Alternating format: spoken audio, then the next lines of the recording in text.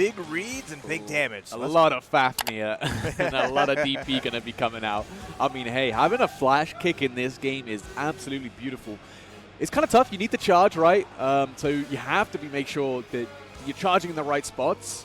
And we're in, the Blazblue where your movement is very, very powerful. You don't really want to be sat still for too long normally. So that's going to be the name of the game for WheresMyKeys. But we're going to see what Aerodat's going to bring to the table with the Ragna.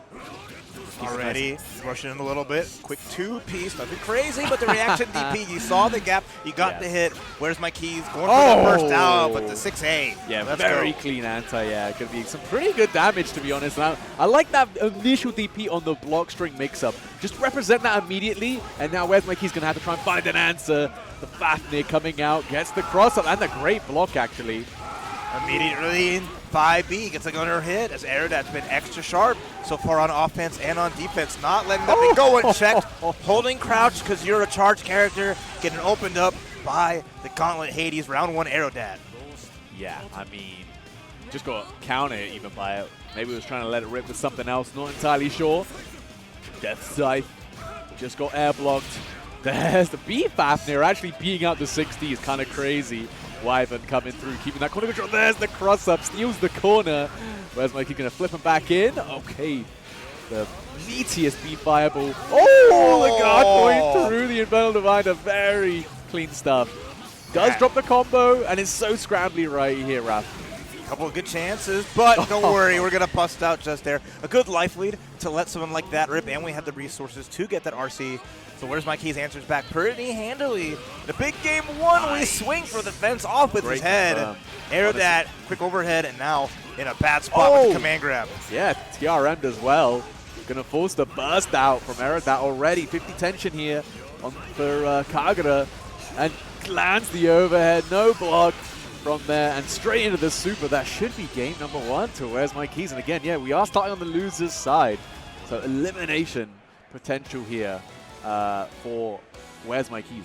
Yeah, Aerodat had a good start. I mean, looked like it was all cylinders, but ran out of gas really quickly as WheresMyKeys just kind of ran it over. Got that perfect in the round number 3. Made just solid little guesses on the offense, and Aerodat just, after that initial challenge and getting beat by the armor, when trying to go for the reversal uppercut, it was just like, well, maybe I shouldn't do that again, but then WheresMyKeys really good adaptation from WheresMyKeys as well. We saw the DP represented very early on, immediately started putting in the guard point as part of the mix-up. Gauntlet Hades going to force the overdrive right there coming out, and nice challenge, honestly. Aerodat going to get a nice pickup here. Tons of damage. Never mind, we drop it halfway through. Well, it's still a solid hit at the very least. Back to the mid-screen where you're going to excel. Aerodat, another clean hit. Nice. And that one in the corner should be able to just get a solid little knockdown to chase down as well with that jump A. Now we're just going to the races. The reversal comes out from WheresMyKeys, but Aerodat with plenty of meter. Carded scissors gets absorbed. Denied. Straight through it. And the jump, an unfortunate drop there from WheresMyKeys. Aerodat going to make the most of it. 100 heat to the grave. Never where you like to be. Well, there we go. Aerodat answering back. I mean, we saw another strong round 1 in that first game, but the quick cross-up, no combo from it. Blocking correct, and a big 5B once more. The Jesus kick. Going through, throw counter, caught you pressing. Big counter hit.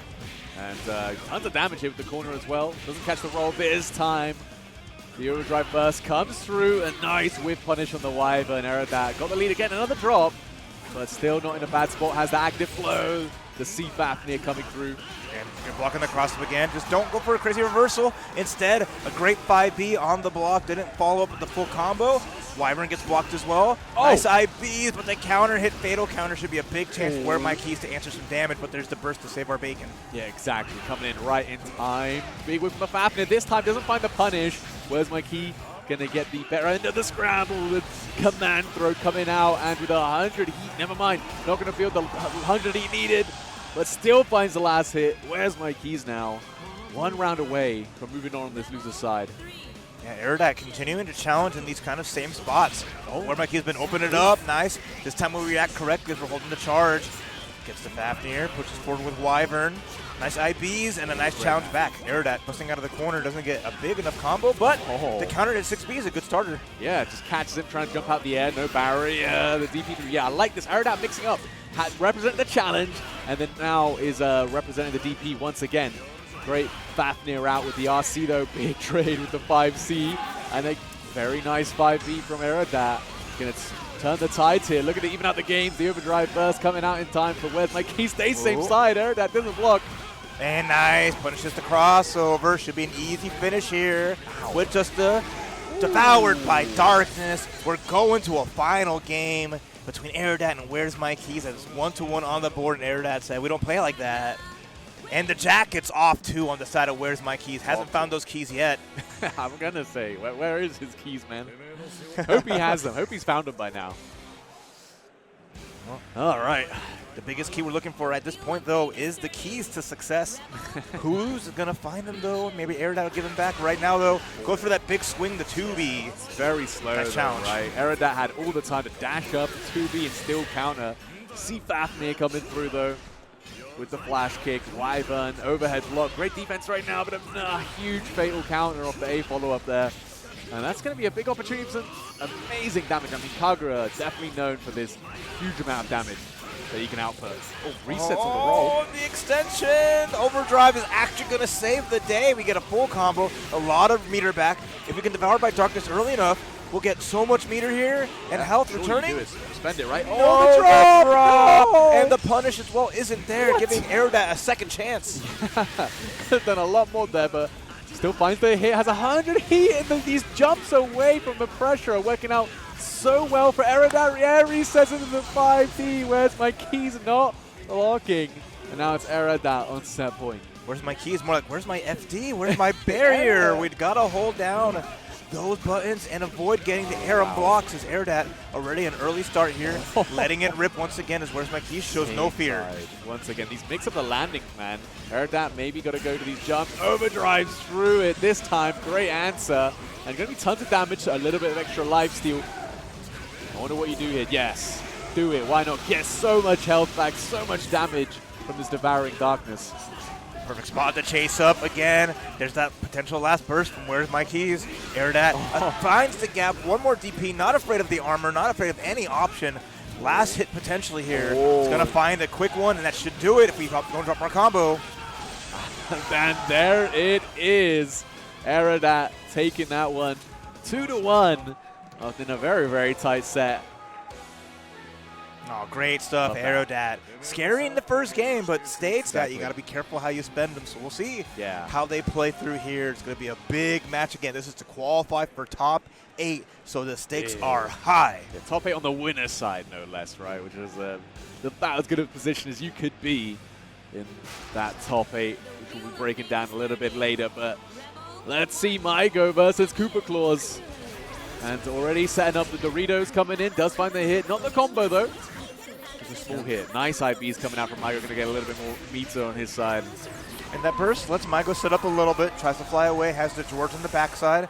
But good movement here for Koopa Claus, avoiding all the electricity. Watching up for George. The belly is going to tag and now has to defend just a smidge. Oh, Lord, he coming. Oh, never mind. Profile. Great challenge. Yeah, coming straight in just before George could get a piece of the action. And finally going to get a chance for this Oki. Gets a nice confirmation off of that 6B here.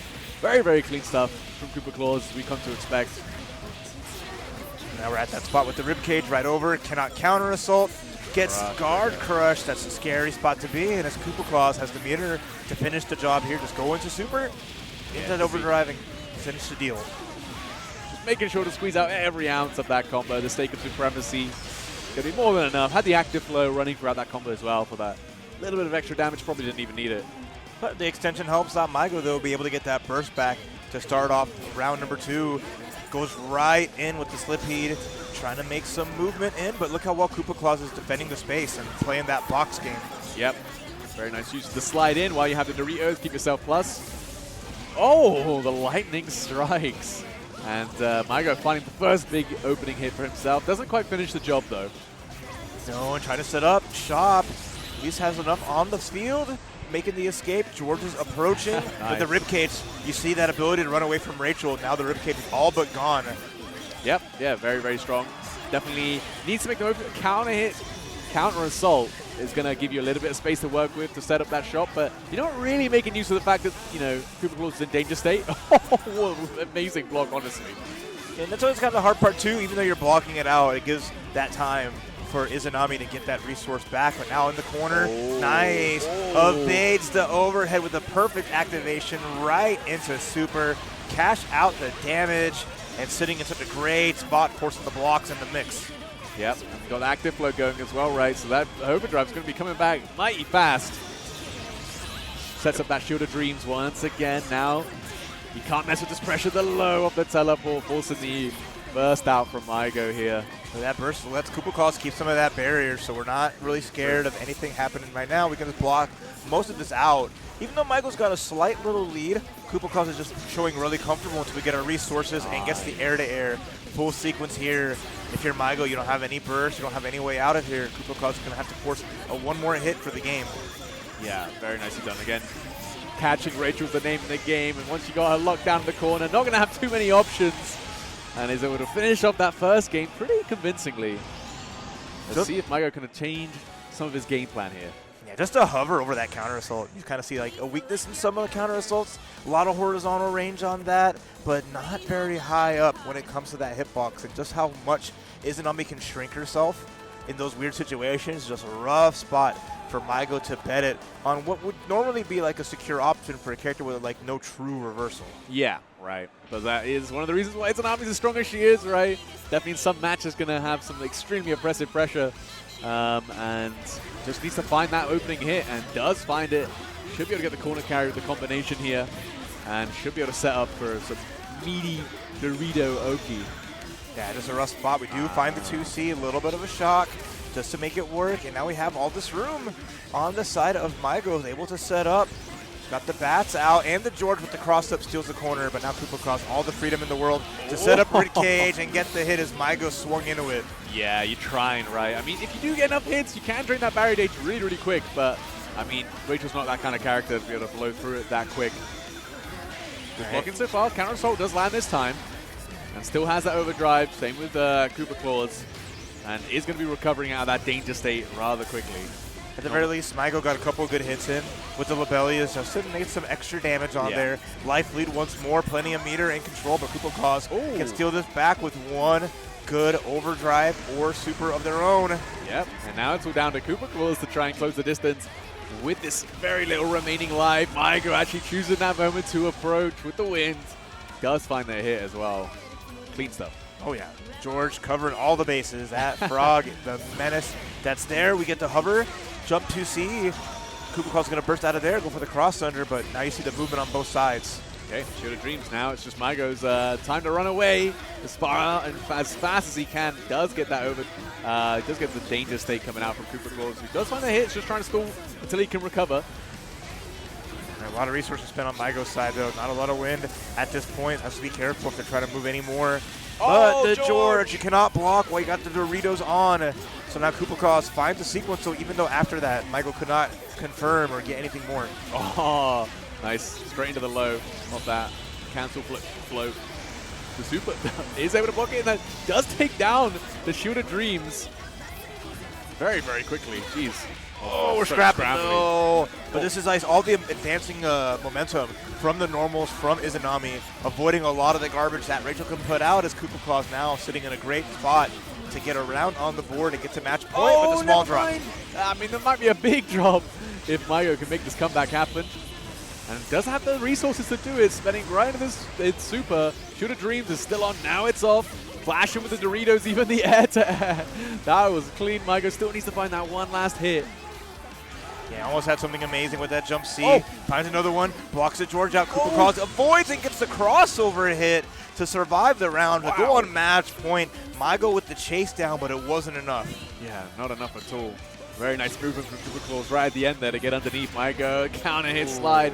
Going to be a huge opening for Kupacause, but Maigo doesn't have burst yet, and you probably don't want to waste it this late into the combo. Just wait for the Oki, see if you can block it out. Shield of Dreams going to make that very, very difficult. Into the command throw. Just when you thought there's not enough Izanami could do, a command grab to catch you in the block. So cheap. You blocking the high-low doesn't matter, getting gripped up, and now you're seeing Kupacause. Big life lead here. Doritos on deck. Evading, gets a clean hit, and the rib cage is on as we're putting on the advance. Yeah. Super Claus just one more hit, and that might be it. Might be moving on to that top 8 winner side. Has the overdrive on the table with the correct combo. There should be enough to kill. Never mind, going to stay for the Oki instead. Last chance here for Maigo. Gets clipped real quick. Overdrive finish. Should do it no problem as we have Koopa Claus, top 8 winner side over Maigo with the Izanami Supreme. What was he saying? What can I do, man? Well, the matchup sucks to beat Fenritti. You're probably going to be looking at maybe you got to overdrive through some of these 6As. You got to find something to do on defensively. You got to make sure definitely the anti-air when he's doing his J2C shenanigans that Fenritti loves. And you know, I think Terumi's 6A is a decent anti-air. You can definitely use it a lot against Jin in this kind of matchup. Just got to find the right spots to use it, not get baited out. That's going to be the tough part. Exactly. Spacing, the intro, the pressure. Fenritti has max stats in all positions. And see we go. Already the jump 6C. I like DGF from just staying on the ground, waiting and seeing Fenritti taking that first gambit, but backdashes out of the Terumi pressure. Yeah. Interesting DGF going for that 6C. Wants the Oki rather than the meter gain you get. Okay, we blocking a 6A or maybe just taking the guess. But there you go, 50 tension now. There's that 6A coming into play. Very, very big. JC's not going to land. Great block on the cross-up, J2C, and potential for reversal. And Fenritti reads him like a bug on the first opportunity.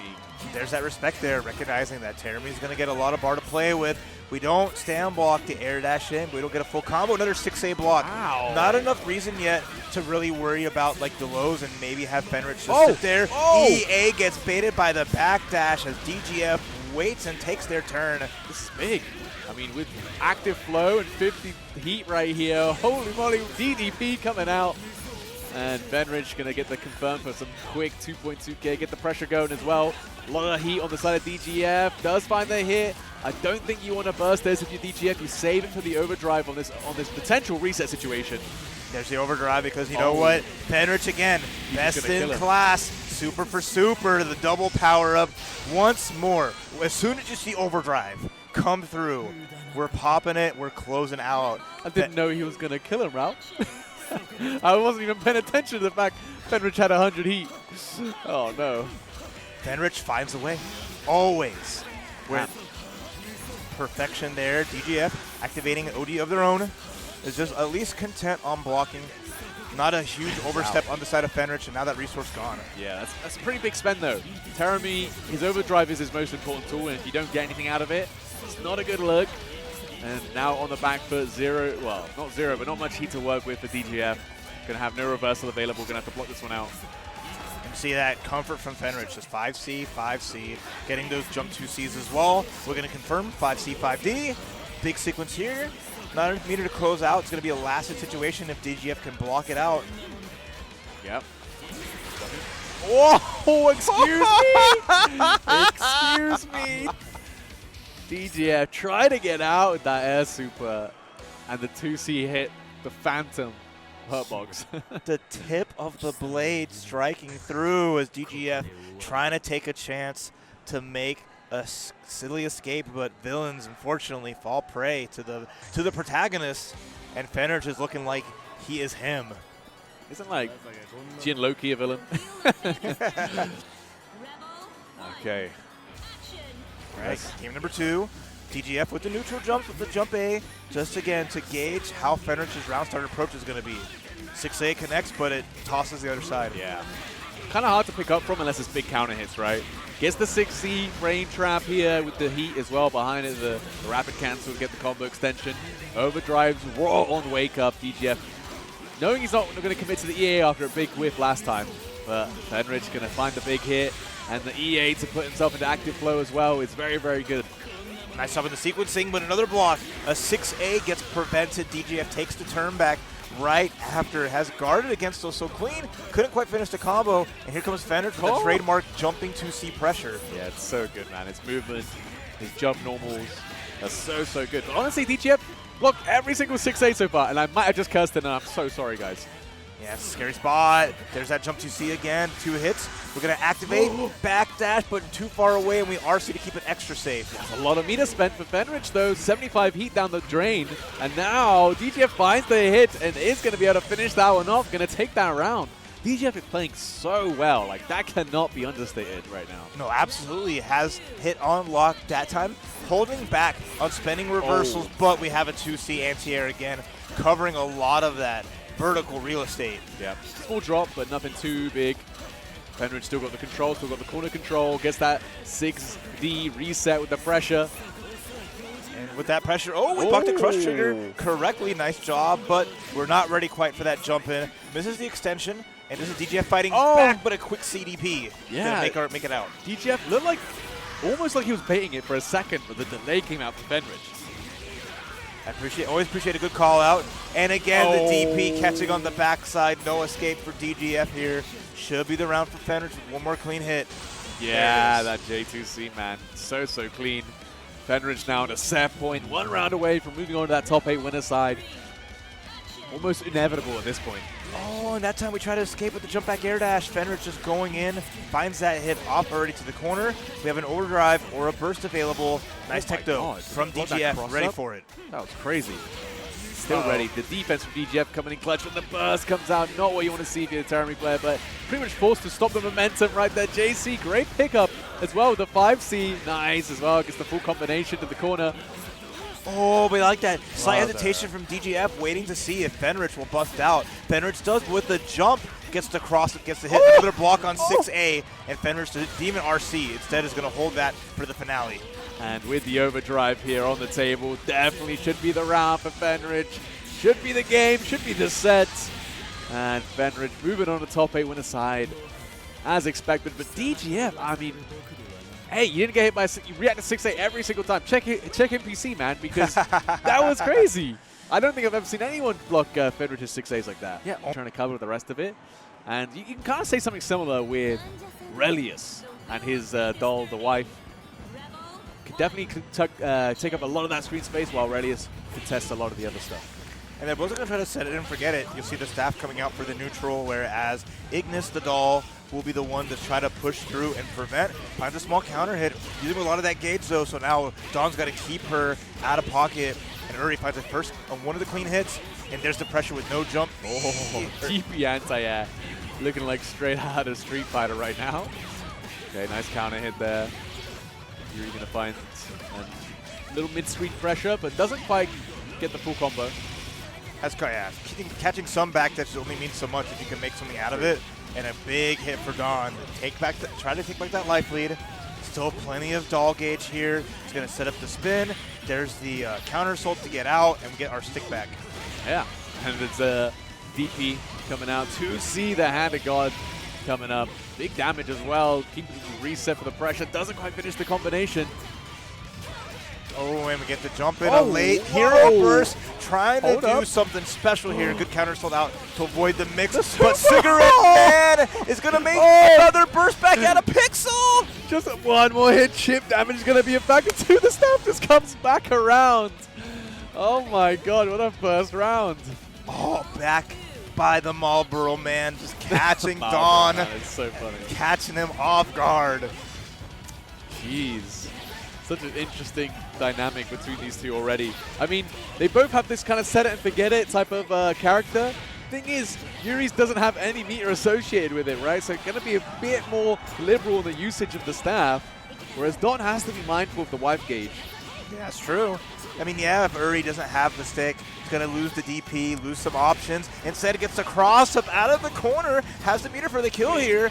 Is a master at the combo routing, so should be able to just go right into the stay green. Yeah, nicely done, honestly, using all that momentum. I mean, we said it right, that first round, the hero burst on a pixel, that takes some guts to use your overdrive right there when it's such an important resource. But that was the linchpin that decided that game, as Uri survived it and then ran right through round number 2 with the lead here. Uri, though, gets caught out in the sky, and Dawn pushing Uri to the corner, spent a lot of the gauge, is going to have to unsummon and give some space. Okay. Staff's coming back around. Dawn trying to do his best to maneuver around it. In fact, even getting a negative warning. Game's trying to tell you, stop running away. Face your fears. Nice pickup, though, from Yuri using the staff that was already set in the mid-screen to get this extension. And the corner OK, never mind. Just managing to jump out, Dawn. Should be pretty happy with this screen positioning, and that 50 heat just needs to find a way to get Yuri to block or something. Oh, nice 6C though. The range coming out as Uri makes a huge call out. And then just not the snipe. There's many times that Dawn techs out of the air, does not barrier, and gets caught by the air unblockable. Cool. Counter assault, but no counter hit. It's clipped out of the air there with no barriers, but oh my god, the staff right in front of his face, and Dawn just didn't think it was going to hit him that quick. Yuri now 1 round away from moving on to that top 8 on the winner's side.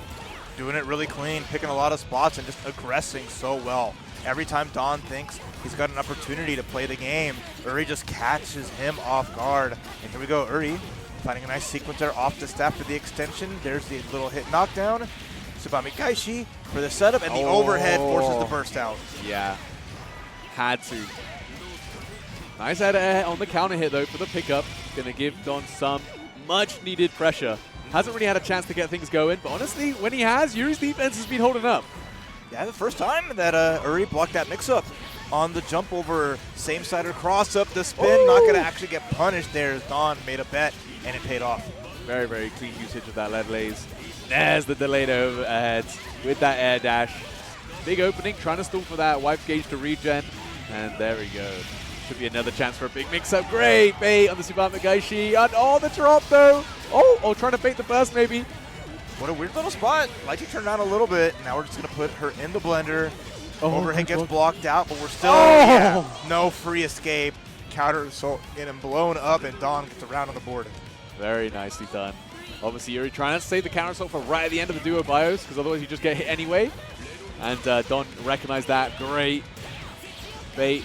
Getting opened up now with no burst on the table. Big opening now for Yuri. Yeah, mix up the overheads and the timings really, really well. Uri with a huge lead as Dawn, no burst, no meter to bust out. He's going to have to block the mix-up, blocks the overhead, but the low. And we're going to find another combo right off the bat. Off the stick even. I don't even think you get your burst back. Or maybe you will if you do get opened up one more hit. Oh my god, this combo doesn't stop. Overdrive through it, should be able to get the punish. Nicely done with the EA. Going to put you in active flow, but you don't have much health to work with. At least we have a full Ignis, at least to help save, but the jump drive is going to make it a one-touch scenario. Dash up 5B, Uri taking it 2 games straight into winner's side, top 8. He still got it. Yeah, keeping that streak alive with those top 8s. Definitely very, very soon in Trinity. And potentially an update to the game. Who knows? I don't know. I don't know if people want that, but it will be interesting to see. Here we go. The players are ready. The winner gets that final top 8 winner side position. xcaliburbladez versus Ruka. Car Clover versus S. Rebel 1, let's go. All right. Our opening gambit's going to be that jump forward. I like that already. Tagging Ada just a little bit. And the power-up, too. Just to enhance some specials on the side of S. Up backing with barrier. And being a little cautious, but we're in the corner and stuck. And get tagged out. Immediate burst. Wow, immediately. Wants to try and get out of this burst. Out of this corner even with the burst. Overdrive, okay. Just trying to suss out the situation, xcaliburbladez. You're never too punished for doing the overdrive, of course, because you still keep 3 of that gauge towards your next one. Oh, nice job so far. Ada's almost gone, run out. And Ruka's not tucking a little worse for wear, but the air-to-air into the clap. It's going to go for some pressure with this. A little unblockable, but not too bad. Yeah, that looked hard to blockable. I didn't know where to hit that one. But nice, the counter hit. Doesn't quite get the full pickup. And xcaliburbladez actually pretty happy to play the runaway game and stalled enough time and landed enough little hits to build up towards that active flow. And this is a great opening. Oh, up back again. A lot of just up back block on the side of Ruka, but the air jump light one more time. But now, at least Ruka getting in a little bit of pressure, and xcaliburbladez can counter assault if they want, but just happy to defend, gets the air throw, and that'll be round 1.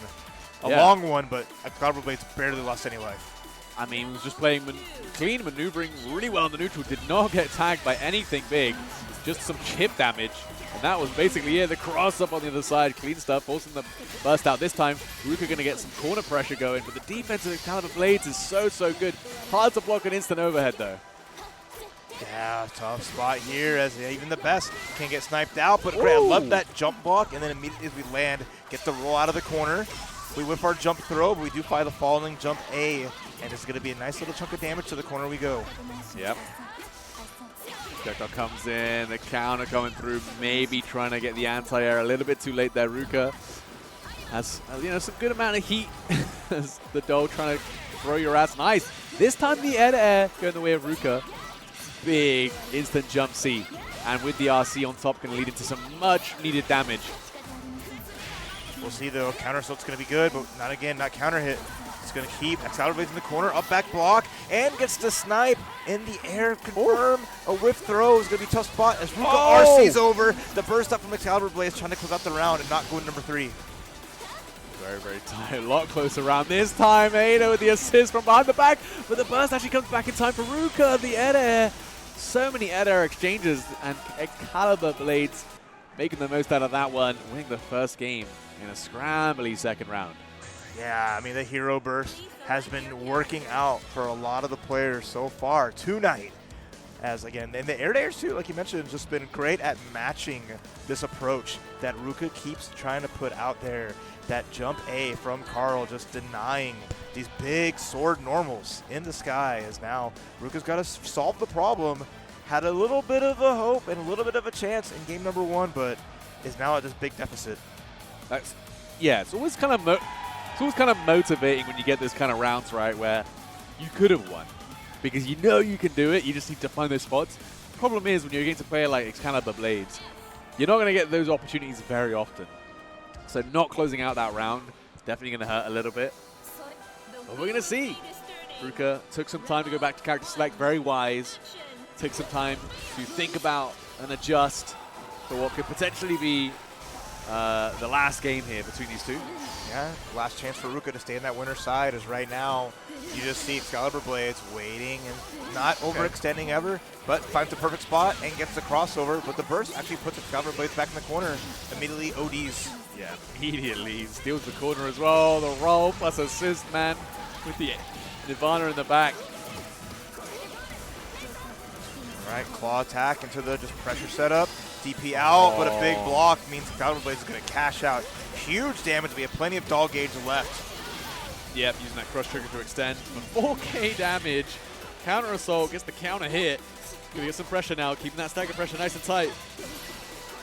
All right, quick toe taps. What's it worth? Another overhead again. The throw attempt is not good as xcaliburbladez baits it out, gets the slidey, and now we're back in the sandwich. Oh, the overhead did whiff, but can't really make much use of that whiff when there's an Ada behind you. The counter assault whiffs up the command throw as xcaliburbladez just rolling on him.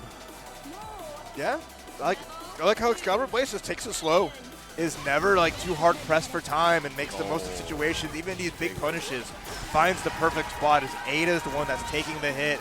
And now we're just enforcing all of this. The jump in, we steal the corner out, small chance, and the side swap even better. Big, yeah. I mean, they both stole the corner from each other, and I think xcaliburbladez didn't even recognize it. Okay, there's an overdrive. Great Ada, though. I mean, you just need a couple frames, squeeze in the command, and this big sister with the big assist. Oh, and then the jump in after. Burst is not going to even save the day. xcaliburbladez 2-0 over Ruka, showcasing the mastery of Blazblue and Carl Clover. It's a very, very scary combination right there. xcaliburbladez, I mean, he's been tearing it up in pretty much every game he's touched this weekend. Absolutely a top player no matter what. Never cheer louder. We got to be louder than the next guys. Okay, guys? Come on. There's a whole lot of stages out there and a whole lot of crowd. I know they can do it if they believe, but who will believe? Will it be Beav or Walkbackwardo? I believe in Beav. And yeah, Walkbackwardo saw him yesterday as well. We saw both these players yesterday in their top 24 qualifying matches. Walkbackwardo looked pretty damn good, actually, on the Ragna. Honestly, very impressive Ragna. And Beav, obviously. Lambda, going to be a very strong character we've seen quite a lot of recently. And you got a great blueprint in Monarch to follow. We're going to see. And one of like two Ragna still in this loser's top 8. There's the burst out from Walkbackwardo as Beav just content on making the space. Gets the counter hit side swap. A little bit of damage just to push Ragna in the corner. and setting up such a perfect spot. Yeah, I think Walkbackwardo must have thought he got over the top of the spikes, right? But not quite. Beav looking for the perfect raw overdrive right there, and the 2-2D as well right after. I like that option. Past RC. Gets the tick throw from the command dash, and wow, a perfect to kick things off. Beav is putting on a show. Yeah, not bad, not bad. Covering a lot of those ranges and making it so hard for Ragna to approach, to contend, and to defend as we find the air dash hit in. Walkbackwardo not barriering, so now stuck in this corner. A little bit of blue beat combo with the 3.7K.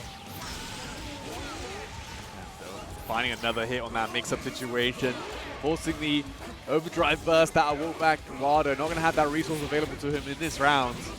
Does find the hit in the opening, gets the corner control, going to be very important. Beav now 50 tension though, has a couple of options available to him. Yeah, this is a big part that helps out Ragna, getting that life back from these sequences, but the challenge from Beav avoids the DP, but doesn't quite get close enough for a punish. Yeah, recovered just in time, wanted that DPRC for sure, but yeah, on the whip, Carnage Scissors catching that clean stuff, runs up, the 5B lands clean, gonna force the burst out from Beav, gonna set up the swords as well. No barrier in the air. Yeah, you know that unblockable's coming if you're not careful. Still, Walkbackwardo with a little bit of lead, up blocks against the overhead, so no big deal, and clears the field. Oh my god, Sniper the 5D, the challenge, as Beav tried to reset the pressure. Walkbackwardo still prepared. Well done. As again, we're going into it to our final round of game number 1. We're gonna get the chase down into the 6D feint. No combo from there, but a DP makes out a little distance for Beav, but gets jumped in on. That's a huge start. Yeah, big counter hit. JC gonna get some tasty damage, and the 50 heat here for the mix-up as well. 6 feet blocked. Great stuff from Beav right now, trying to defend his way out the corner. Counter hit, 2C, and look at the hit stun on that man. That guy was reeling. What a crazy trade here. One more touch away. Beav needs to find an overdrive. Can't even get thrown or hit by anything bigger than a light button. You've got to be worried about this DP, right? That's got to be on the back of your mind. You do not want to get Infernal divided. Raw overdrive right back, and he lets the EA rip. Walkbackwardo playing the mind games, the RPS, and gets ahead right here.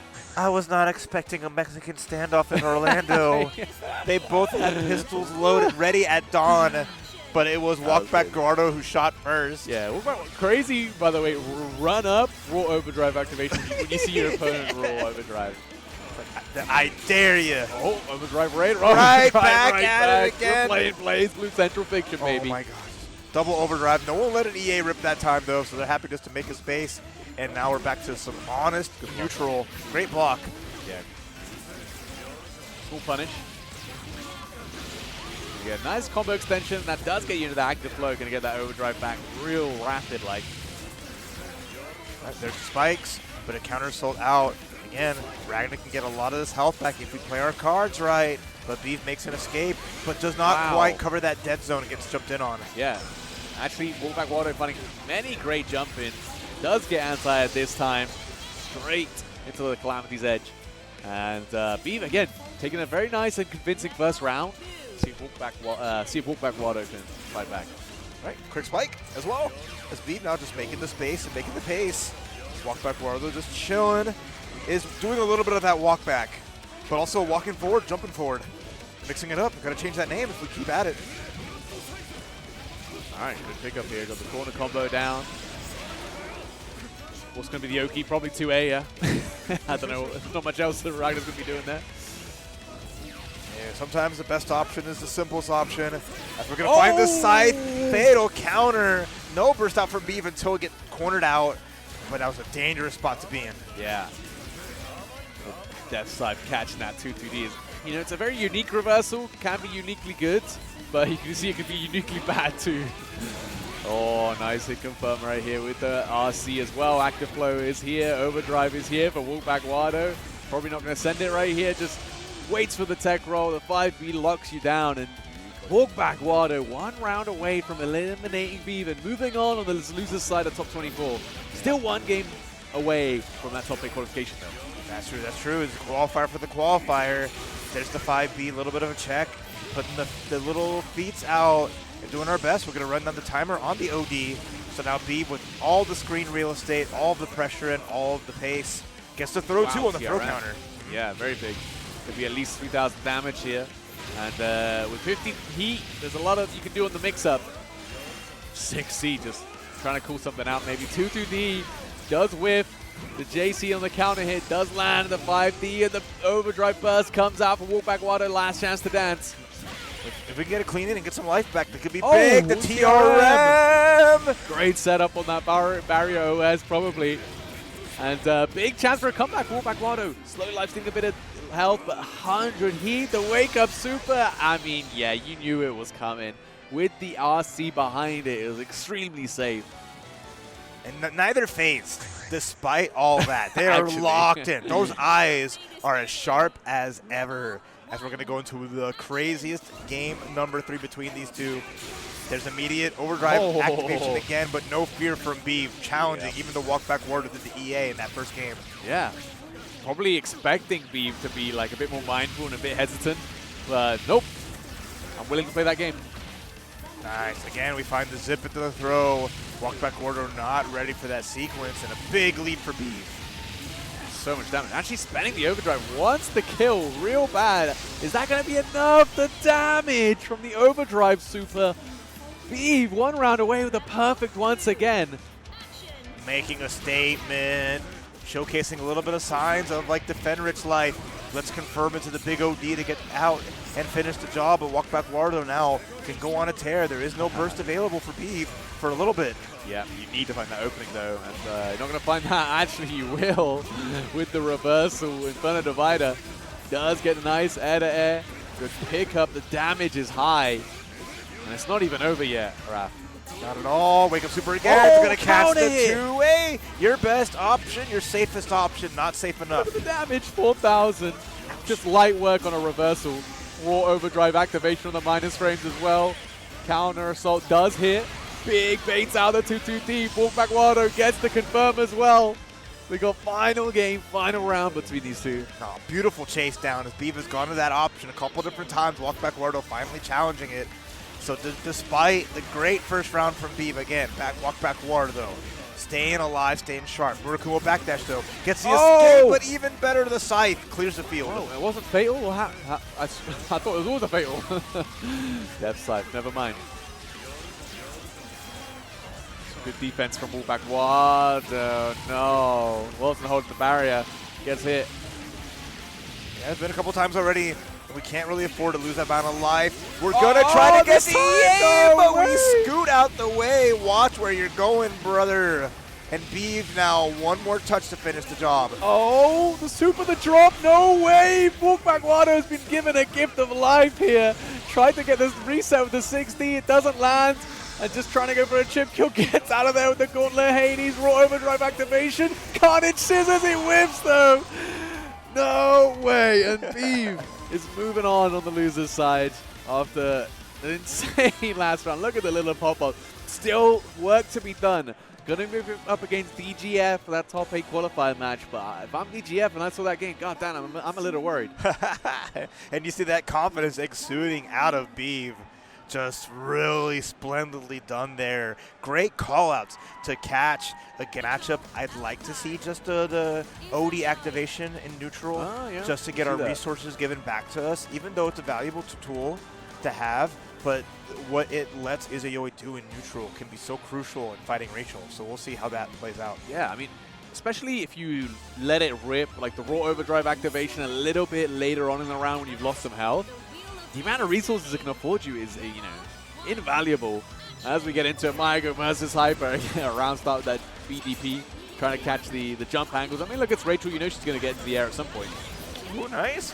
Ready getting cute with it. Too far away to make that extension. We do have some gain arts ready to go. We're going to start spamming it to try to encroach and try to approach. Yep. And doing a great job of filling the screen, which is exactly what you need to do. And coming in, forcing out the overdrive burst already. George trying to hold down the neutral and the mix-ups. Can only do so much, though. Yeah, and at some point, we got to find a way to deactivate the gain arts. There's the chop, but a great barrier here, and a DP to escape. And now we're getting the resource, like you mentioned, lose a little bit of life. But, we already spent it all. Yeah, but you got the active flow going, so that overdrive's going to come back very fast. I mean, if the round stalls out long enough, you'll definitely get a second one. But great air throw there from Maigo, to be honest. Catching that air movement from Izayoi, the instant overhead with the wind, of course. Ever so deadly. Going to be some good damage, but small, this OP that you're going to be afraid of. Always a little bit of drop with the Lobelia also dropping on your head. You're not ready. Not clear skies whenever you're fighting Rachel. So nice setup for Maigo as Hyper falls down that first round. Yeah, Hyper falling down with 100 heat as well, which is like always a really bad feeling. Not carrying off any of that into the next round, of course. Overdrive Raid once again, going to take the turn back, build a couple of those gain art stocks, and going to use it for a lot of standing resets. We saw Hyper yesterday really loves to go for those, float resets. Oh, and even try to go for a nice little setup to catch the tech roll. Big jump C's, left, right. C's are too strong, but Maigo finally blocks it out, and gain art has run out. There we go. Going to have to uninstall. And not the game, just from the from the gain art state. A lot of meter on the side of Hyper, just need to find an opportunity to use it. Maigo with active flow though, kind of a scary position. Nice jump in though, quick lows, good block out from Maigo here. Makes the escape, got a little bit of the win back, but one part of gain arts, gonna get a lot of win back. Nice super here, it makes some room, and we're back in though. 100 heat here as well. Uses it for the RC. Into the super as well. Nicely done from Hyper to take that round. All right, 1-1. Going down to round number 3 here as both players are playing extremely good. Moving around the screen effectively well. But we find that jump into the dash with the air. The wind's going to push us in, and now we're in the corner. Overdrive raid, raw overdrive right back as well. Hyper just trying to move out. Teleports back in for a second to test the waters, but Maigo didn't want any of that. Right, good barrier, but not ready for the overhead. Not to worry about an OD through it. So Maigo taking more chances with these and finding a lot of jump Cs. You have to marry block all this. The chip damage is mounting up as well. Trying to find a way out of the corner. Does get out of there, actually. But with such little life to work with, it's going to be a rough hill to climb. This is a start, though. You have a lot of stocks to work with, so this is actually not bad for Hyper here. I like that 2C hit. Right into the reset with the hover dash. Oh. Clean hit. We're going to zip through. So much gain arts ready to go. Activating Trans Am. Oh, the power up is there, and now the pressure. It's so strong here. Keep it going. The hover dash into the overhead. Maigo with 50 heat. How are you going to use it? You might not get a chance. You have to burst. There it is. Finally choosing to get out of there. The raw overdrive activation to keep the pressure on. The cows are coming home. Oh my god. And there's George helping out too. We get sapped. Hyper taking the hit from there as Maigo brings it back. Not quite respectful of the Toad. You gotta put some respect on the Toad, man. I mean, he's a frog. I don't know. Is he? Did we ever discuss whether he's a frog or a toad? There is a distinct difference. There is true. There is true. I'm not gonna go into that. How does George identify?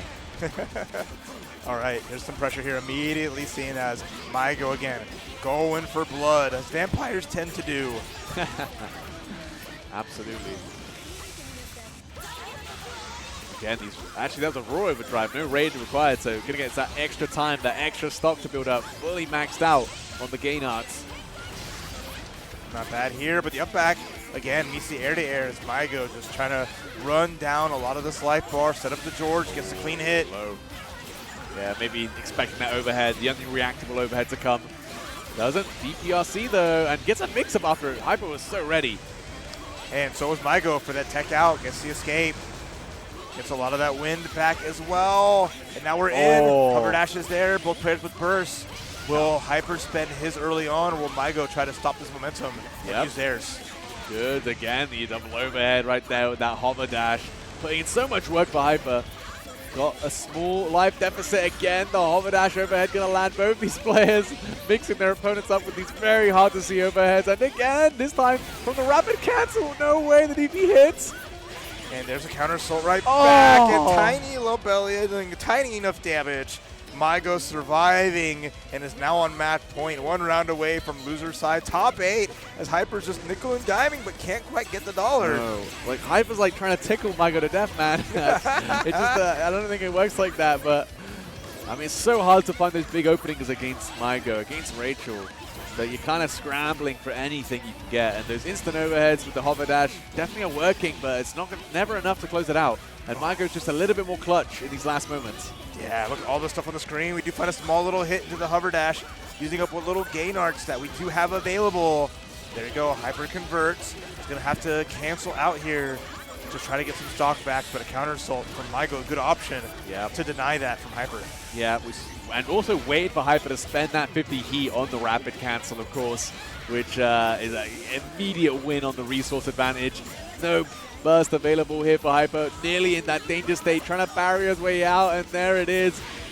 Counter assaulted the way out with the last remaining 50 heat he had. And it's looking almost all done here. Doesn't even want to tech. Raw overdrive activation comes back just in time to get struck by lightning, and Maigo going to take that 2-0 to move on to top 8 on the loser's side. Shoutouts to has been just a Lambda-11. Yep. But I mean, Iron Tager's got Sledge to get through a lot of mids. Yep. To go through there. He's going to have the Spark Bolt. Once they have that resource, can make DGF be a little more cautious. We're going to take to the sky. We're going to find the 2D, and DGF first hit. Already off to the races. The delay air dash overhead going to land. Going to be building so much heat here. And has plenty to use for a mix-up. And there it is. The sled right through. And look at this reward on here. Steals the corner. Gadget to finger. And now you're magnetized up. Great 6A and the counter hit confirmed. Very clean stuff, though, from DGF. Undoubtedly going to have those on deck as a Terumi main. All the bar, though, on the side of DGF's side. You see the Spark Bolt there as DGF waited it out. There's the 2D, pushing forward, 6A, big stomps into the 6D. Big pressure, but even better defense. And we're going to bust right through. Overdrive into the super. Raw overdrive activation. Oh, maybe Beav went for like a 360 there. Got counter hit. And with 100 heat, I mean, this super is going to be doing a grip, man. There was no doubt about it. And no problem closing that out. DGF comes up pretty unscathed as Beav went for that activation on the OD, but then didn't quite work out. On the guess, we're going to miss the big throw, but we power up more. A nice 6A on the vacuum. Okay. Small pickup this time, but still plenty of damage. And obviously getting all that heat. Wake up. SPD, why not, man? Gadget for finger. And a lot of callouts. Using that 6A right after. Finds a quick low. Extension there in the crouch confirm. Other side we go. To the corner. Yes, sir. Finger. No, the setup. Yeah, it was already magnetized, right? Scoops. Big damage coming through. The Spark Bolt is used just to extend the pressure a little bit. Beav with a big life lead runs right into that JD. That's a classic, the magnetized JD. And if you're not ready to block that standing or get a quick anti-air, it's a quick way to just knock off your head. But a nice 6A doesn't get it confirmed that time, but we don't see the 6D in the full screen sledge. Exactly. Oh, big duck lead for DGF. Doesn't get opened up. Went for the command throw. Doesn't land. Back dash gets caught. Yeah, that was a nice call out. DGF did that very, very convincingly. Finds the 6C, and that's going to be a burst out from Beav. Gets the magnetize again with the Spark Bolt, and trading places. Oh my god. That's a great swap for Beav, though, to get that corner positioning. Gets that nice hit confirm from the 5D. And going to be 3.5k. Wake up 720. Going up, bringing him down. Tons of damage from the command throw. 60, 60, 40, 44. Wedge catapult. We get the counter hit. Double super is good. Big damage there. No burst out here from Beav as the double is going to seal it. A little too egregious.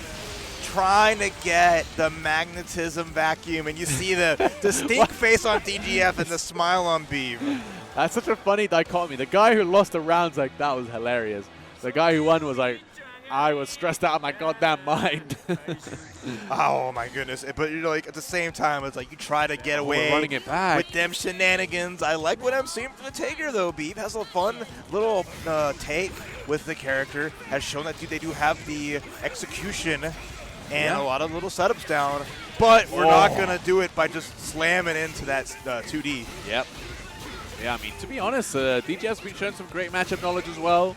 Knows that Beav's going to be looking for these back dashes, the SPDs, and had the right reads, even the jump on the wedge catapult. Of course, Spark Bolt, big hit. Great stuff. Oh, like this combo extension. Back to the corner you go. So are we going to see the loops? Oh, hold on. Never mind. We're going to see the up back fatal counter. That's nice big. from DGF. We went for that forward jump into the 720, man. Brave stuff. Doesn't quite build the 100 heat, though. Okay, off we go. Oh. Nice. Great buttons to keep those big bodies in check with the overheads. Up back there. Spark Bolt spent and the huge 5D. That's some tons of damage. And one more scoop will do it. Oh, again, the jump back super. Gonna land. Doesn't get the combo here. No fatal counter this time. All right, there's the blocks. Makes the escape. We Super ain't gonna save it, but the sledge comes out, up back again, running out of still a lot of barriers. So DGF is fine, just to chill. Yep. Oh, using that magnetism against him. Pulled right into that 5D range. Big pickup, overdrive cancel here as well. And with the 4D loops, never mind, does drop them, but still able to get that air reset. And DGF 1 round away from making that top 8. Nicely done, Beav.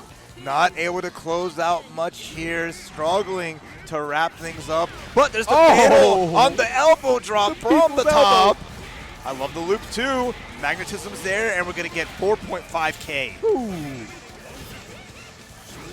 Coming in. Oh, caught him clean out the air. That's so sick, man. The magnetism helping you out. Find his mark, the 5D whip punish, and I like the spend to get the side swap, to get the screen positioning. Barkbolt used up as well. So much heat on the side, 6, 7 heat even. On the side of Beav, another anti-air throws. Clean stuff and around going the way of the Beav. Yeah, nice call. All those colliders as DGF had been jumping out of command grabs consistently, but now those up backs are getting sniped out. DGF's going to have to find a different option. Gets the chase down though on the backdash. Off to the corner we go already. Good amount of meter and a catch on whatever Beav was trying to press. Yeah, maybe just a reversal 360 or whatever, but DGF, the 5C is airborne. Nice. This time gets the 6A counter hit pickup. Big full extension here as well. Good Ibizo from Beav. There's the Spark Bolt. As you know, DGF's waiting for it. Sledgehammered out. And up back one more time. We've been so good at collidering. Oh, at some point, these 360s are going to start hitting once again with the collider. This time doesn't get hit, but luckily recovers in time. Oh, no, the 5C is airborne. The reversal throw won't land, and the overdrive, the combo drop. Uh-oh. Oh, the 6C whipped, but gets the 2B on the fast RC. Might be able to finish this off with the 50 heat.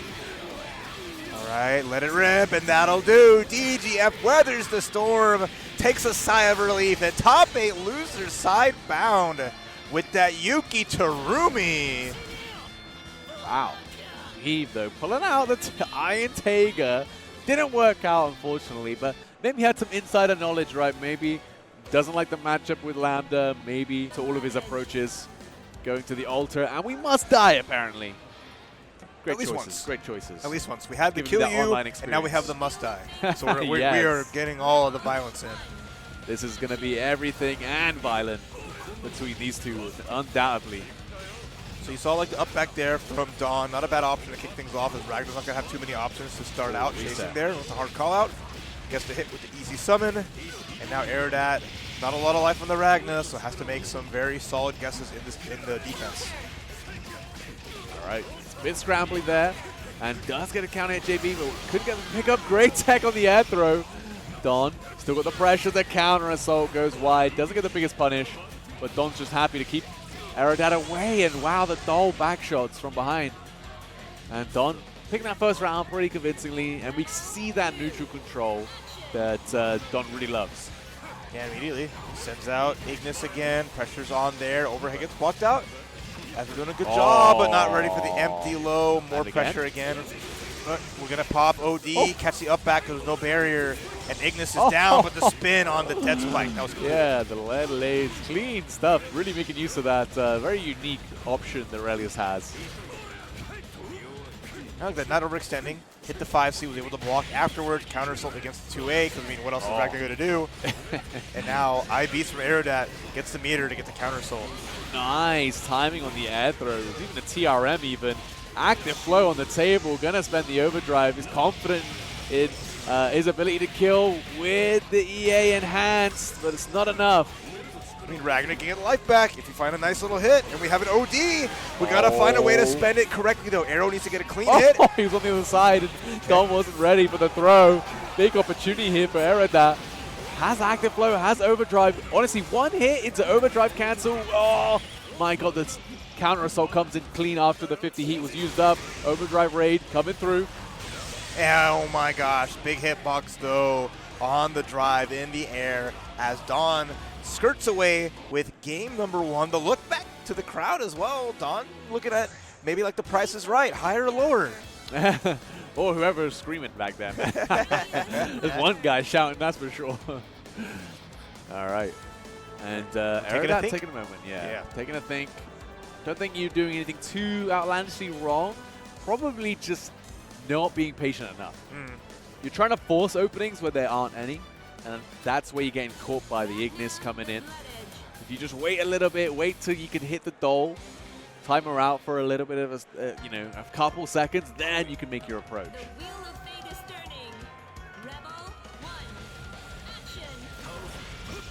All right, finding a forward jump this time. Still doesn't want to overcommit on the pressure, and I mean, don't just wait for the throw, like you were saying, Raph. I mean, what else is Ragna going to do? I mean, with Meter has some cute options, and once we get something going, but right now it is just all Dawn, all the time, big jump-ins, but a big DP. Not against the jump-in effectively, but, when we find the reversal, as one does. All right, the burst coming out. Dawn still holding on to his, of course, hasn't really needed to use it at all. The clash on the 2A. And there's a small hit for Aerodat. Small opportunity. So again, just trying to keep it clean with the stagger pressure. Does get the counter assault out from Dawn, but Dawn's pretty happy to spend it. Damn, the anti-air on the dev side. The wife's got your back. And then no barrier out as Aerodat gets caught by the unblock. And now Dawn on match point. Really got to defend a little bit better in these clutch moments, or else Dawn is going to just get these 4 rounds straight. Trying to catch something with that 60. Really just trying to fish for everything, but Dawn defense, he's not even spending the barrier, he's just happy to block, just waiting, just watching and waiting, just blocking all of this out. Okay. Dash up 6B. Okay, Aerodat finds a big opening for the first time. Yeah, stand a little overhead, but something is at least something, right?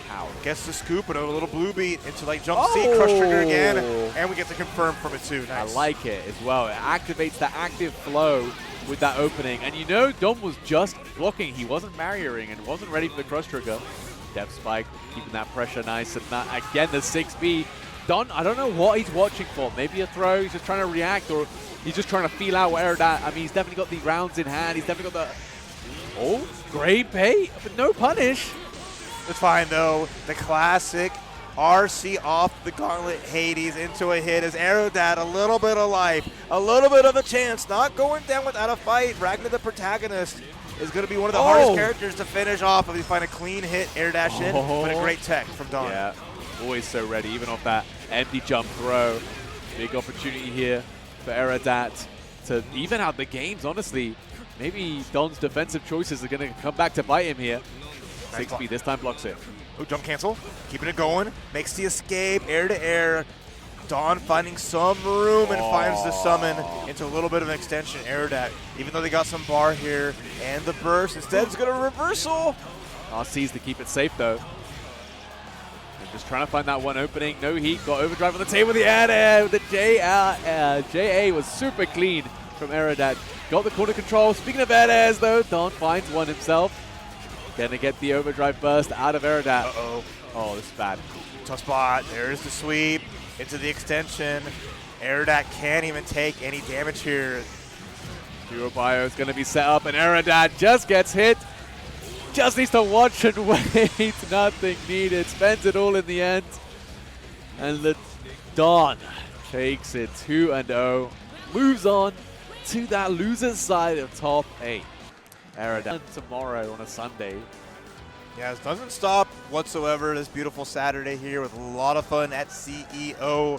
All of your favorite anime fighting game favorites and then some are on display as it looks like our players are locked and loaded. That cologne bottle shaped water bottle is a bit frightening to me though, by the way.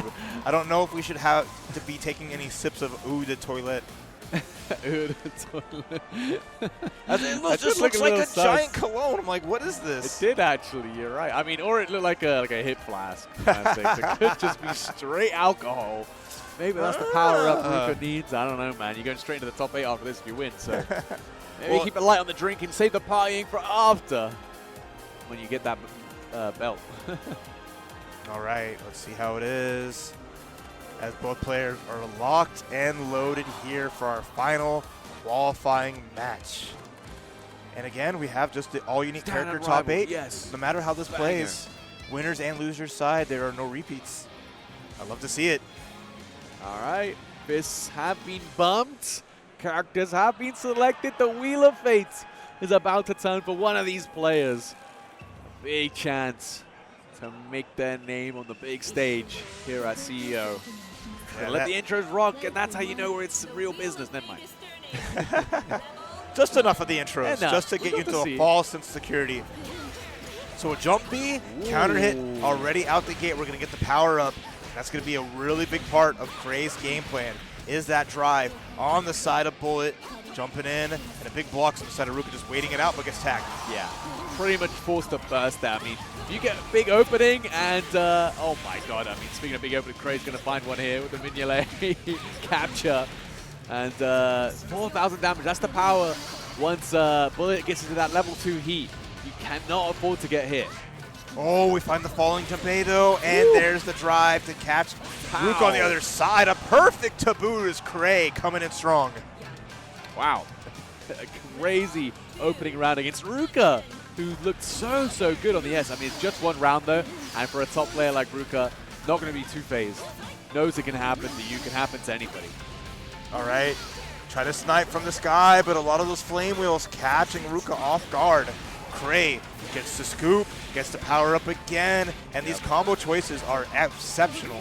Oh, letting it rip with it. Didn't even know me to rapid cancel that either. Feeling exceptionally brave. Ruka doesn't want to hold any of the pressure. The dashing up. I mean, look, when the Bullet is in heat, she gets fast as hell. He's scooting. And not enough scooting, though, as Ruka does stop it. Stop the pressure. We're out of the heat right now, so Creigh just trying to find a way to challenge forward. Has a lot of meter, though, just in case. Yep. Definitely taking the time to cool down, baits out the reversal, and gets a decent punish. Definitely could have got a little bit better, but still able to close out that round. And yeah, Ruka immediately cooling off Creigh. A little bit too much heat in the room, perhaps.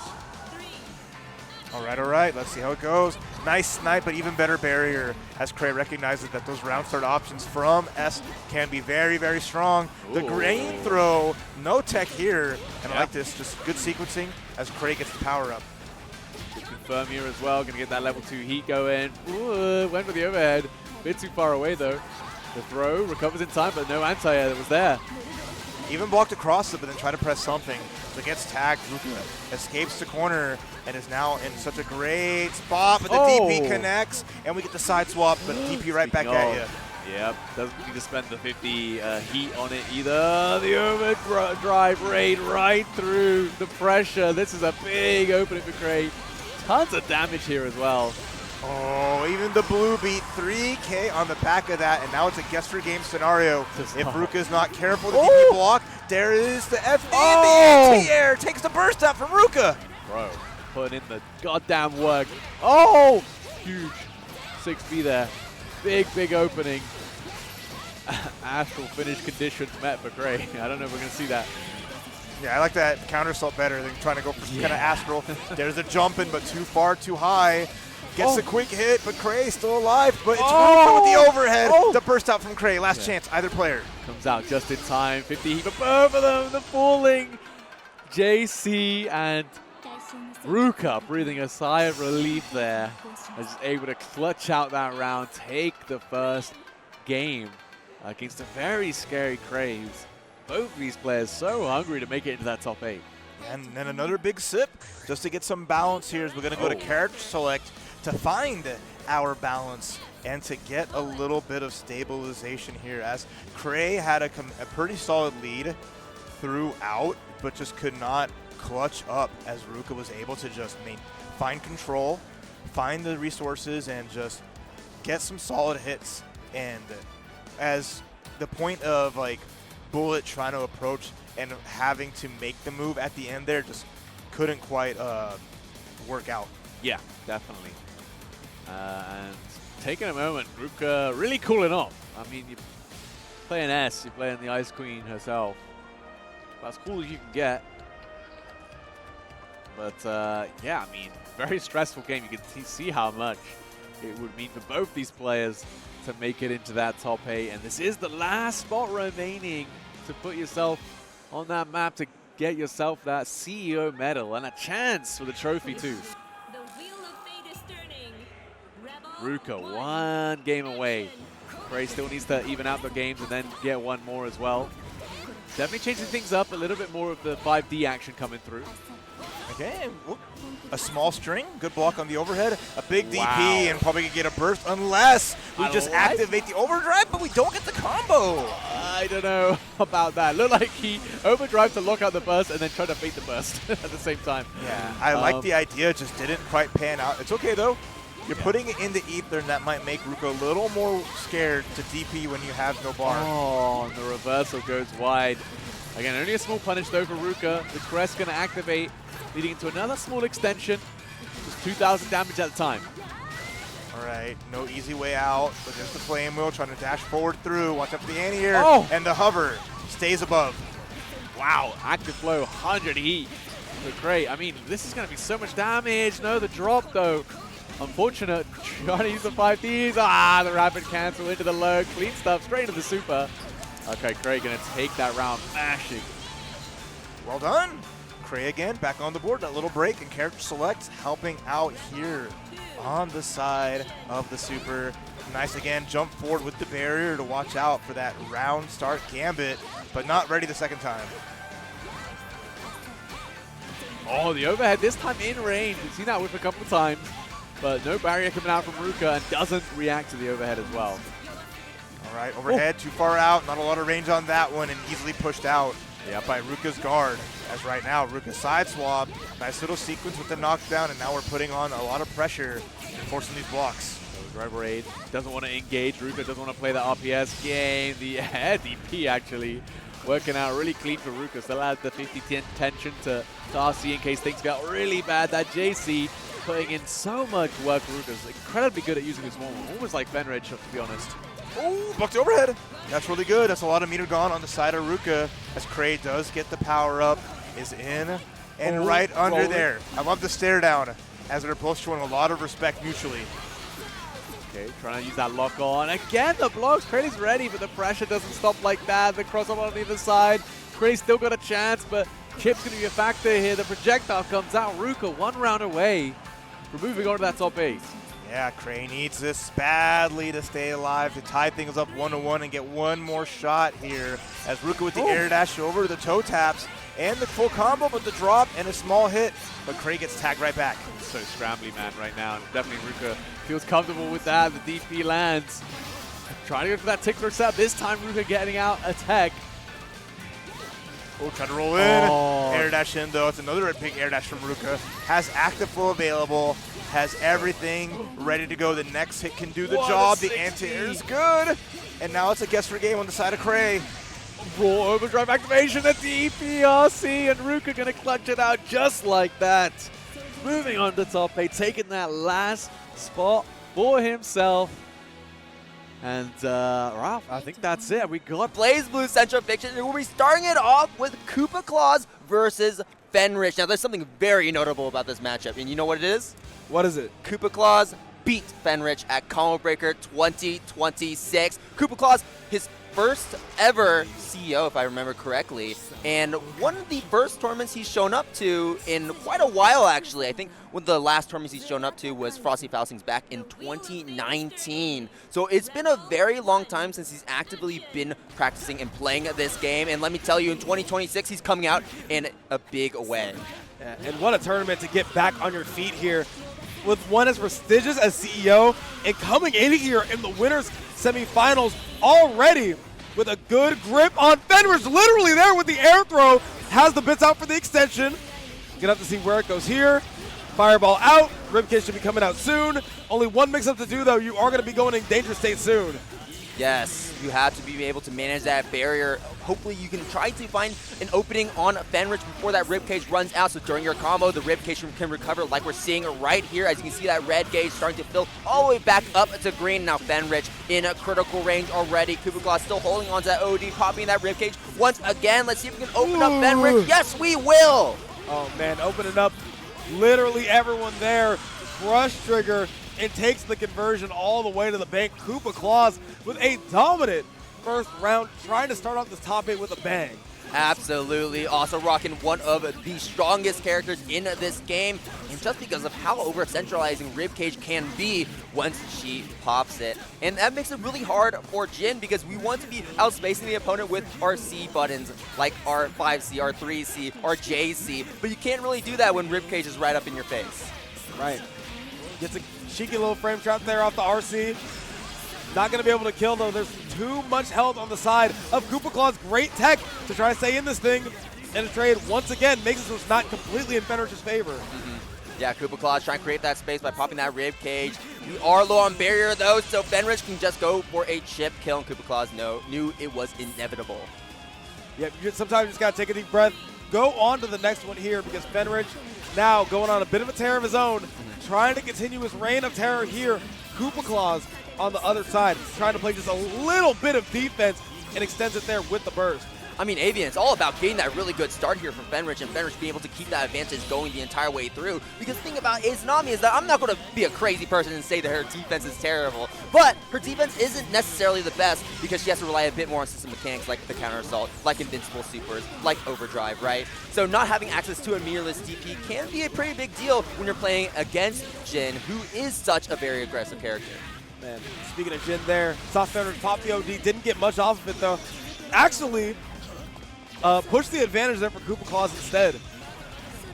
All right, here we're just dancing in a mid-screen, now popping that rib cage. You can see that Fenrich, like a moth to the flame, trying to hit Koopa Claus outside of that unblockable state that Izanami was in. Koopa Claus knowing that, popping it at the last moment and catching Fenrich off guard, checking him. There it is, the DPR, trying to get out, but it does not work out. Koopa Claus chasing Fenrich up into the air and it taking him out, taking game number 1. Man, game 1 over to Koopa Claus. It feels like each of those rounds was like, I mean, you already know that both these players are fluid in their offense, right? It's like Koopa Claus knows how to pilot the Izanami. Fenrich making offense look ridiculous, even on a character like Jin. Like, it's basically by whoever gets the first touch. And Koopa Claus just got 2 of them instead of 1. Right.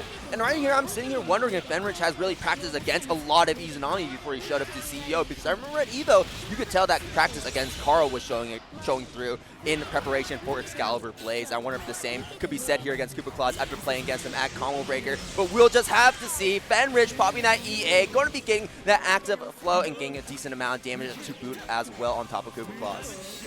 Ooh, Crush Trigger's going to be online soon here. Alexis spend the meter on the EX Snowflake instead. All right, yeah, no, we haven't hit Koopa Claus just yet in this sequence, but we've essentially pushed Koopa Claus all the way to the corner, allowing us to go for our most optimal of combos. Yep, give me that 2-2-C.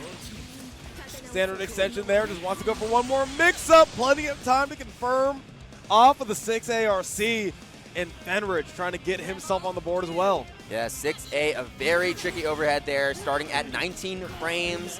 Hard to react to, but can only be comboed off of counter hit or RC. So you got to make sure that you always have one or the other before you can combo off of it in the first place. Koopa Claus now trying to push that aggression here on Fenrich, starting things off of Fenrich with a fantastic anti-air, catching Koopa Claus out of the air, snatching him and bringing him down to the ground. Koopa Claus going with the Beav, unorthodox strategy here, goes for the burst. He wants to go ahead and give himself some barrier gaze and try to reactivate Ribcage instead of going to danger and letting it refill on its own. Now we're going to be seeing how fluent Fenrich is in his offense with this next sequence. Or we might not even have to worry about that because I think Fenrich is going to lock it right into this super, sending Koopa Claus into a state where we are now tied here in this set, 1-1 apiece. Beyond dead here. Not sure if we're doing first to 3 here for this top 8 or first to 2 until finals, but regardless, I mean, you got to be feeling some pressure on both parties. Oh, yeah, absolutely. I'm 100%, I'm like 99% sure it's first to 2, so the tension is really high at this moment. Man, first to 2. Got the first to 1 essentially against Izanami. Man, if anyone can clutch that, it would be Fenritti. But I mean, Koopa Claus, he's shown he can do it. He can show he can do it again. Oh yeah, absolutely. You can see Fenritti popping in that 6A, fishing for a counter hit, or not, right? It is adding up a little bit of damage over time as well, and kind of resetting us back to a sort of neutral state where Fenritti can make another read to control that corner. Now we're back in mid-screen. Koopa Claus popping that rib cage raw just like so. Not going to find an opening there on Fenritti. Fenritti popping that OD. Koopa Claus backing up because we are in that blockable stance. Ooh, gets the bits off just in time! And now Koopa Claus gets to use this combo not only to attack on damage to Fenritti, but to get that barrier gauge back as well. Gonna be put in more of that incredibly potent offense.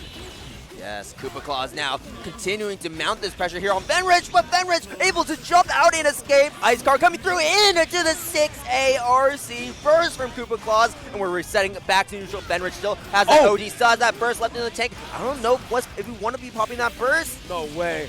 Even if you pop that burst, you know you're gonna get barrier back in a second. Yeah, Very holding nice. on to it. Holding on to it.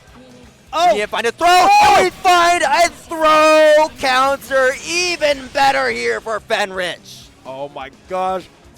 That was the most painful 75 seconds ever if you're a Koopa Claus fan. It seemed like he had that victory in his hands there, and immediately Fenritti comes through, just decides to snatch it right away. Absolutely, that's just how it goes. Now Fenritti threatening set point here against Koopa Claus. Koopa Claus once again trying his best to open up Fenritti, but while we have such a great offense, it cannot be understated how good of a defense Fenritti has, staying ice cold there into the corner, and now putting Koopa Claus into the freezer here. So much damage, so much life loss. One more opening is all Fenritti needs. We're not going to find it just yet. If you drop this combo, you will lose. You literally can. Barrier up, gets the throw. Now all of a sudden the barrier comes right back. Shouldn't be enough to kill. Should need one more hit, but Koopa Claus trying to make it close, trying to make me be wrong here. Able to roll out of the corner. Fenritti now turning the tables here on Koopa Claus. OD activation. Oh! He's not gonna kill here. Still needs one more. Has plenty of barrier to go back into the ribcage mix.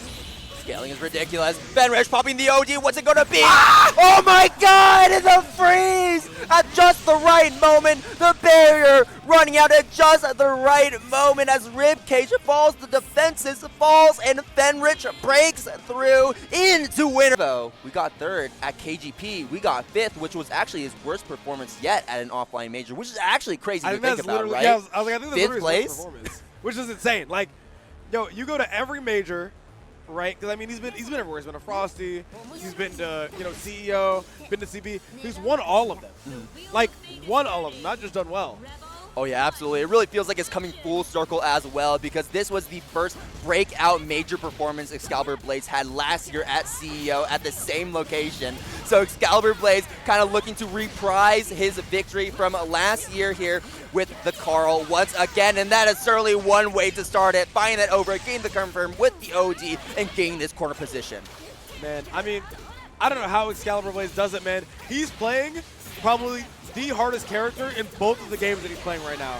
He's playing Carl Clover here in Blazblue as he goes here, gets the perfect against Uri, showcasing that dominance that he's seen throughout all of 2025, but also he has to run back basically with no warm-up and plays the here in Avatar. Just nuts. Yeah, an insane player, that's for sure. Whatever he puts his mind to right now, his mind is set on beating Uri as quickly as possible. That first round going by like a breeze, but now Uri finally getting some offense started. Litchi being another very scary character. And actually, Litchi is a character that can kind of make it so the doll is hard to use because of how that staff works and fills up the screen as such a high priority projectile. Man, but that's what xcaliburbladez is doing so well right now. We're basically never seeing Minerva, bro. We're never seeing Nirvana at all. Yeah, no, we are not. But when she does show up, especially on offense, things get really scary here. Nice usage of the clap to extend that combo. Now the doll is on top of you, finds the throw, and that is going to be Raph here for this round, or not quite. Uri's still alive. Aviaan missed. It feels like a very rare execution error from xcaliburbladez. Now let's try to play this slow. Recognizes he has a massive life lead, so shouldn't try to overextend just too much. Yeah, using the staff, keeping it as active as possible, kind of keeping it close at home to Nirvana so that we can hit it whenever we need to. Nice avoidance of the projectiles. You always want to avoid that. If you get hit by that, you essentially will lose in this position. And we do find that hit here against xcaliburbladez. Now this is where things get really spooky here as the Carl player because you don't have Nirvana next to you. And you also don't have enough really health to, take another hit. So we got to start gambling on something like counter assault or that burst in OD coming back very soon. Uh-oh. Man, as you mentioned, no Nirvana at all. 5 more seconds. Gets glimpsed. Oh my god, it blocks the DP and then makes it in. Not even a punish, but just gets that final hit there with the 5A. xcaliburbladez taking that first game, but man, that was so close. Yeah, I mean, so far, I would say, Rudy is playing really well considering how long his hiatus was in this game. Yeah, that is true. That is true. Like, the last time I remember watching from him was Combo Breaker. I believe it was, 2019, I think?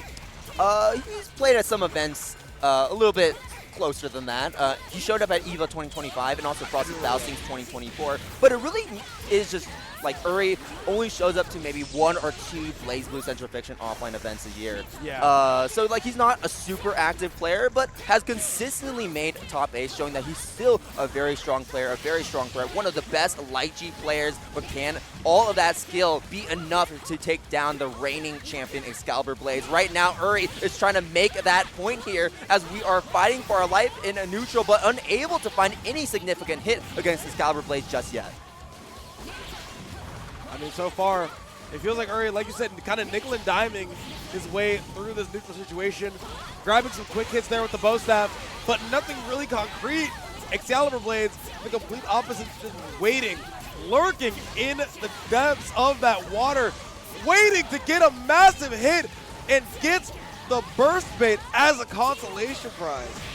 Oh, but the super will connect here with xcaliburbladez, getting us a way out of this corner and actually putting us right next to the staff as well, which is exactly where Uri wants xcaliburbladez to be. Nirvana also looking a little bit worse for wear, so xcaliburbladez taking some time to charge up Nirvana before we start to commit to anything here in neutral.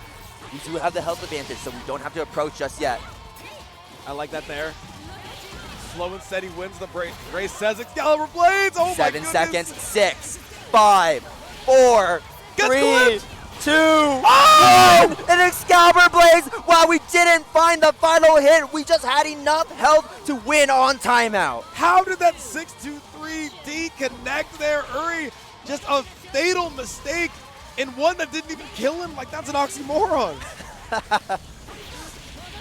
But now Uri has to probably reassess how they want to be approaching this matchup, right? Because xcaliburbladez has shown hey, I'm going to just sit here at full screen. You can toss out your staff all you want. I'm going to avoid it. I'm going to block it. You're not going to be doing any damage to me, and I'm going to be able to win by timeout. So Uri has to play more aggressive, and once we start playing more aggressive, that's where xcaliburbladez takes advantage of Uri not having options like the staff to always back her up.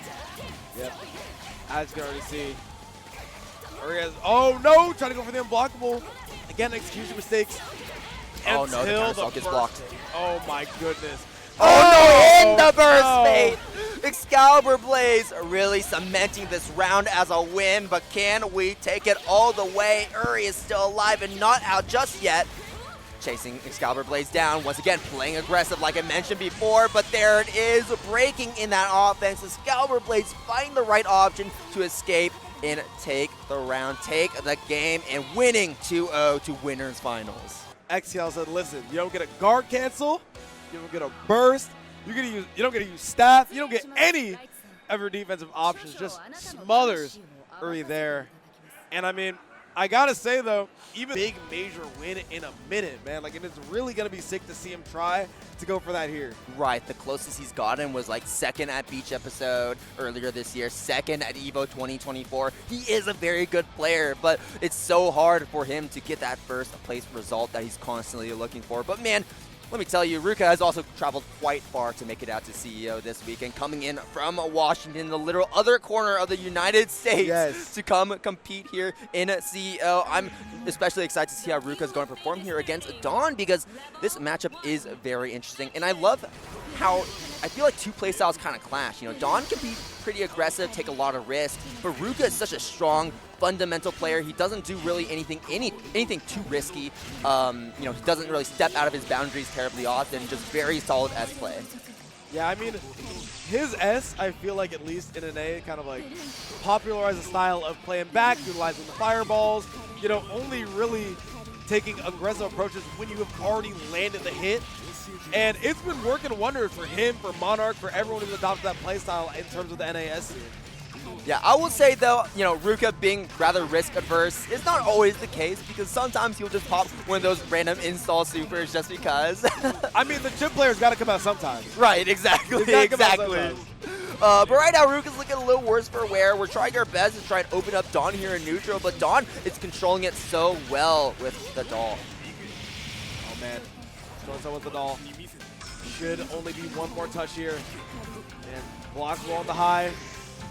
A raw Duos Bios and tries to knock Ruka into the Duos Bios. Doesn't end up working. Dawn's still in a very good position. Ruka trying to fish for these 6B anti-airs, but no dies. Finally finding a hit there with that 2A, but trying to go for a cheeky reset. And Dawn finding really nice trades to take the win regardless.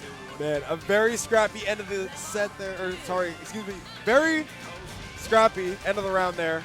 Now we got to see if Dawn is able to follow it up with something a little bit more clean. But I mean, he thrives in the scrambles, man. Like, that's one of the beauties of playing thousands and thousands of games is you get really good at knowing exactly what to do in some of these more unknown scenarios. And being a puppet character, you can cover so many avenues on the screen. You can cover the ground with the puppet and take to the air with Relius. We're seeing that Duos Bios. And there's a link, all these CPs, or you die, and Ruka's not able to do that. Overdrive to get that combo, and Dawn is going to put Ruka into a critical situation. One more touch. Going all in with that 5C. Ruka now has Dawn into the corner. What is that next mix-up we're going to be looking for here? Man, I said earlier that it's like, listen, we're only going to see those risks of Ruka when guaranteed. I forgot to mention the resets. Like, I feel like that's also a staple of the playstyle. JD. Oh my the 582. Burst comes out here from Dawn. Ruka still alive, but the doll right behind Ruka, snatching him from behind. Man, you got to be careful when Wifey is off the scene, but also when you don't see the charging indicator on the bar, you got to be like, all right, she's got to be here somewhere, and has a lot, and I mean a lot of advancing attacks. So even if she's off screen, she'll still find a way to get to you. Yeah, but I'll say Ruka is playing a character that is notable for being able to deal with puppets a lot easier than other characters because of our fantastic normals like 5C, 5B, JB, JC, 2B, 3C. I'm just going through the whole list of moves here from S. They're all so good. 5A is ridiculous. 2A is pretty good too. JA is pretty decent. Have we missed any normals or command normals? JD's pretty awesome. Well, you don't really use JD to deal with the doll anyways. You do that to mix you and get like 3.8K. But like, yeah, right. Yeah, other than that, I mean, S's arsenal, very, very strong, very balanced. Nice combo here from Dawn, taking Ruka to the corner. And once again, I mean, it's just a great start here for Dawn, and Ruka unable to find his footing. You gotta block all these mix-ups. You can't block the crush trigger. Yeah, I think there might be a little bit of unfamiliarity in this matchup as well because Dawn is realizing that, hey, you can get away with raw Duos Bios a lot. Because normally, you want to be only using it when you get your opponent into a hard knockdown state so you can guarantee that, yeah, Duos Bios is going to lock them in. But when we do it raw like that, what you can actually do as Ruka is you can just jump in the air and purposely get hit by the doll, by Duos Bios. And that kind of puts you into an awkward state where Dawn can't really combo you and you fall out of it. Right. I mean, listen, when's the last time you really seen a Relius outside of Dawn? Especially for someone like Ruka who doesn't travel that much. Like, this matchup experience is only going to come from one guy. Yeah, Dawn is like the only person playing this character. Like, I guess there's like Mioro who's shown up rather recently. Like, coming back, because he is a bit of an old head. But no, there's not a lot of Relius players currently representing this character that Ruka may fight against. Yeah, I like that there, catching the back dash or the jump. Whichever one you prefer. JC, 5D, Duos Bios, and we're going to go right under. But I like that counter assault there from Dawn, tossing Ruka back into the doll and putting Ruka back into a very dangerous position here. Oh, waiting for the fist bump. There we are. The best characters in the game with how he plays this character, and it really just comes down to DGF excelling in the scramble, unlike any other player, being able to move so fast, take advantage of off any little hit, and play defense by essentially not playing defense, by not blocking. He's always escaping your pressure, always escaping at every single moment you don't expect him to. No, 100%. I mean, like you already said, I mean, DGF is a master of making this character look viable, right? It's like, I mean, basically you're on Terumi, you have strike throw, and that's kind of it. You have an overhead, you have like a command grab, I guess. But I mean, look at what Rachel's got, man. Like, you got the wind, you've got crazy anti-airs on the 6A, the electric chair. Like, just in terms of the amount of tools that we're looking at, again, a night and day difference. Yeah, Terumi is going to be a super aggressive character, one of the fastest run speeds in the game, and is wanting to be as close up to you as possible, gaining a lot of meter as well. Very high damage character once he finds that hit as well, but it's all about opening the opponent, finding that hit, and that's what I mean by that scramble. We've got to find the hit in the scramble rather than during the pressure sequence, because we lack a really good low here with Terumi, making it so that, you know, after you get pushed a certain distance from an option like barrier, don't have a really good way to continue that pressure. Hey, listen, we got throws and mids, man. You better take it or leave it. Yeah, we're seeing right there with that barrier, you can see DGF being pushed out so far and not being able to do anything, kind of like a sitting duck. As we have George there sitting on the screen, DGF though getting just close enough to make that George proc and avoid it entirely. All right, got the fans on you. What are you gonna do about it here, DGF? He said, I'm gonna 5C. He's going to get up close, he's going to 5C, and we're also sitting on 100 meters, so you know what else is likely? Super dive kick. DGF loves that super, not only as a defensive mechanic to get out, but also as a way to engage the opponent, and we're going to be finding a super big out the burst from Maigo. DGF being on the back foot, but somehow making that comeback. Man, it peeped the timer as well. You see it there, the OD stopping the timer, giving DGF just enough time to not only win the round, but take Maigo's burst in the process. And this is a massive here for DGF. We're going to be getting that OD much faster than Maigo will be. And if we can, you know, get out of this position and start running pressure of our own, we're going to be in a very good spot. Uh-oh. Here we go. We got bats on bats. Yeah, while Rachel wants to be a zoner most of the time, you know, she's very bipolar with how she likes to play the game. She's either, you know, being a very passive zoner, filling up the screen, or we're like this, where we're a hyper-aggressive rush-down character that has an incredibly strong mix-up game and a lot of damage. I mean, look at DGF's life bar. Yeah, I mean, it feels like he maybe only got hit with what, like maybe one combo, one sequence, and, you know, just the rest of that was just chipping away slowly but surely at that health bar. That's how we got to this position right now.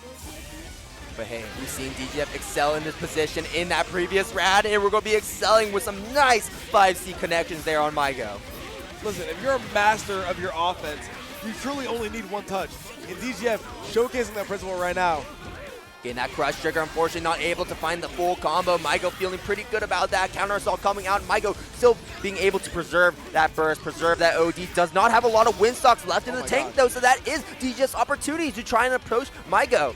Waiting for these Lobelias, waiting for these Lotuses to proc, trying to get around them, but no dice. DGF now going to be holding on to that burst for this next round.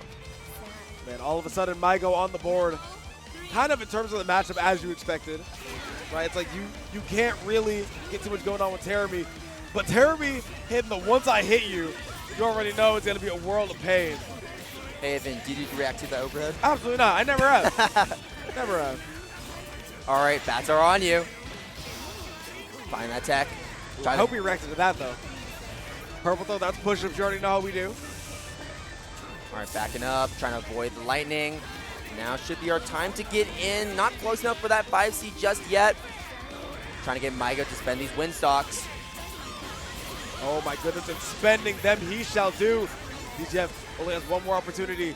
So far has dodged all of the hazards. You need to get the one touch.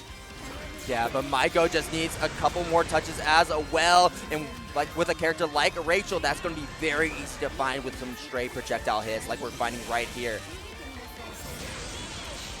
Oh, man, tried to go for the 6B, but no cigar. I mean, Maigo barely even getting touched. in that last round. No, at that final sequence, Maigo did not interact with DGF at all. That was just all projectile hit after projectile hit after projectile hit. And DGF playing so aggressive because he knows that he cannot get timed out. He knows he cannot afford to have to hold all this pressure. But at the same time, he's just getting clipped by these projectiles that are flying around the screen and taking that damage and pushing him into even more of a critical position. I mean, we saw some really good stuff out there by DGF, you know, trying to switch the pacing, trying to ensure that, okay, I want to make it so that Maigo can't just own me for free or have his anti-aggro game plan going on for free. But I mean, now DGF trying to refine that rhythm or lack of rhythm thereof. All right, back here to mid-screen, and once again, just baiting out the proc from the George. That's going to be a great anti-air from DGF, but unfortunately not able to finish the combo. Maigo now taking advantage now that DGF is in the corner, going to be putting that pressure back on here with the bat sets, with the traps. We got the pull right on top of DGF. We got the super as well, and will it be enough? Yes, it will. Look at that sequence, Aviaan. Oh my goodness gracious, Maigo showcasing why he is one of the premier NA Rachels. The moment that anything touches your block, push you in hit stun, like, it just feels like it's over. I mean, DGF have to have the composure to take a round. Already insane, but Maigo trying to shut down any sort of hope that people have had, one frog at a time. Oh, absolutely. Maigo finding that throw here against DGF, taking him to the other side of the screen. And, you know, Maigo's just not going to fall. It's like, you know what? I'm going to go for what I've been going for before. I'm not going to go for that hyper-aggressive approach. I do not want DGF close to me. I'm just going to just toss out these Lobelias, activate these Lotuses, and then force DGF to approach. And DGF taking that as a calling card now up in a Maigo space. Can we open up Maigo here is the question, though. Counter Salt. Here comes George. Not going to do much of anything, though. All right. Yeah, no, here's the thing about George, right? We've yet to see DGF really get hit by George in a major way, but the real key part about George being on the ground makes it so that DGF can't just full book it at Maigo with that sprint speed, right? Right.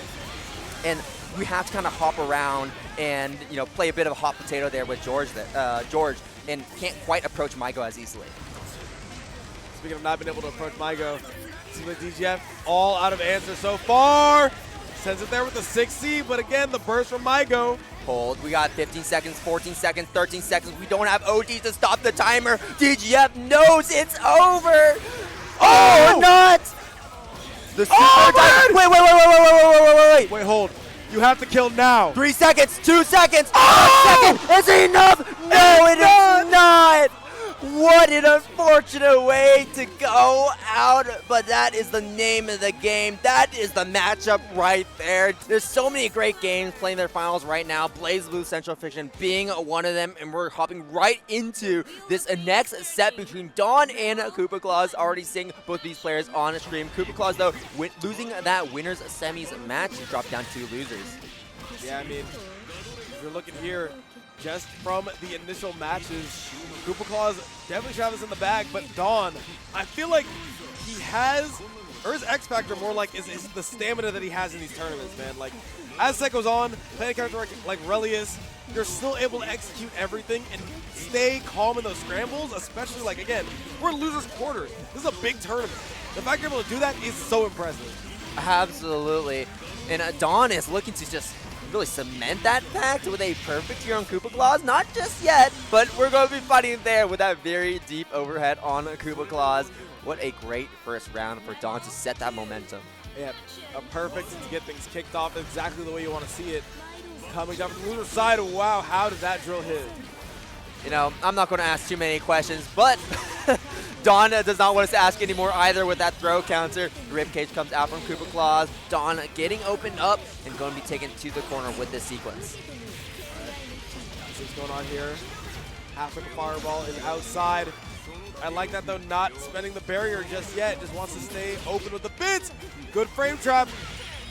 That's going to be a counter assault coming out from Dawn, getting Koopa Claus off him for just a little bit, but Koopa Claus doing that super jump all the way to the top corner of the screen to set up those bits, reestablish with projectiles. Dawn not going to have any of it here. Man, bringing back the wifey one frame at a time. Koopa Claus wants no parts of it, still has the ribcage up. Could spell trouble if you're not getting mixed. The cross-up so potent. All right, getting pressured by this doll. Dawn now moving up here with the Relius. Koopa Claus does not have that barrier on him any longer and is trying to escape, trying to run away from Dawn here.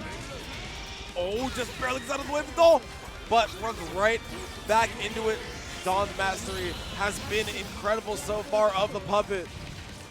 Oh my god, we forgot about the final hit. Aviaan, we forgot about the final hit. I thought it was over. I was about to talk about how Koopa Claus can start coming back, but then we get the Shoryuken coming out here from Wire. We got the... There was like no reaction from Koopa Claus either. It's like, oh, yeah. Yeah, it's like, yeah, I mean, fair.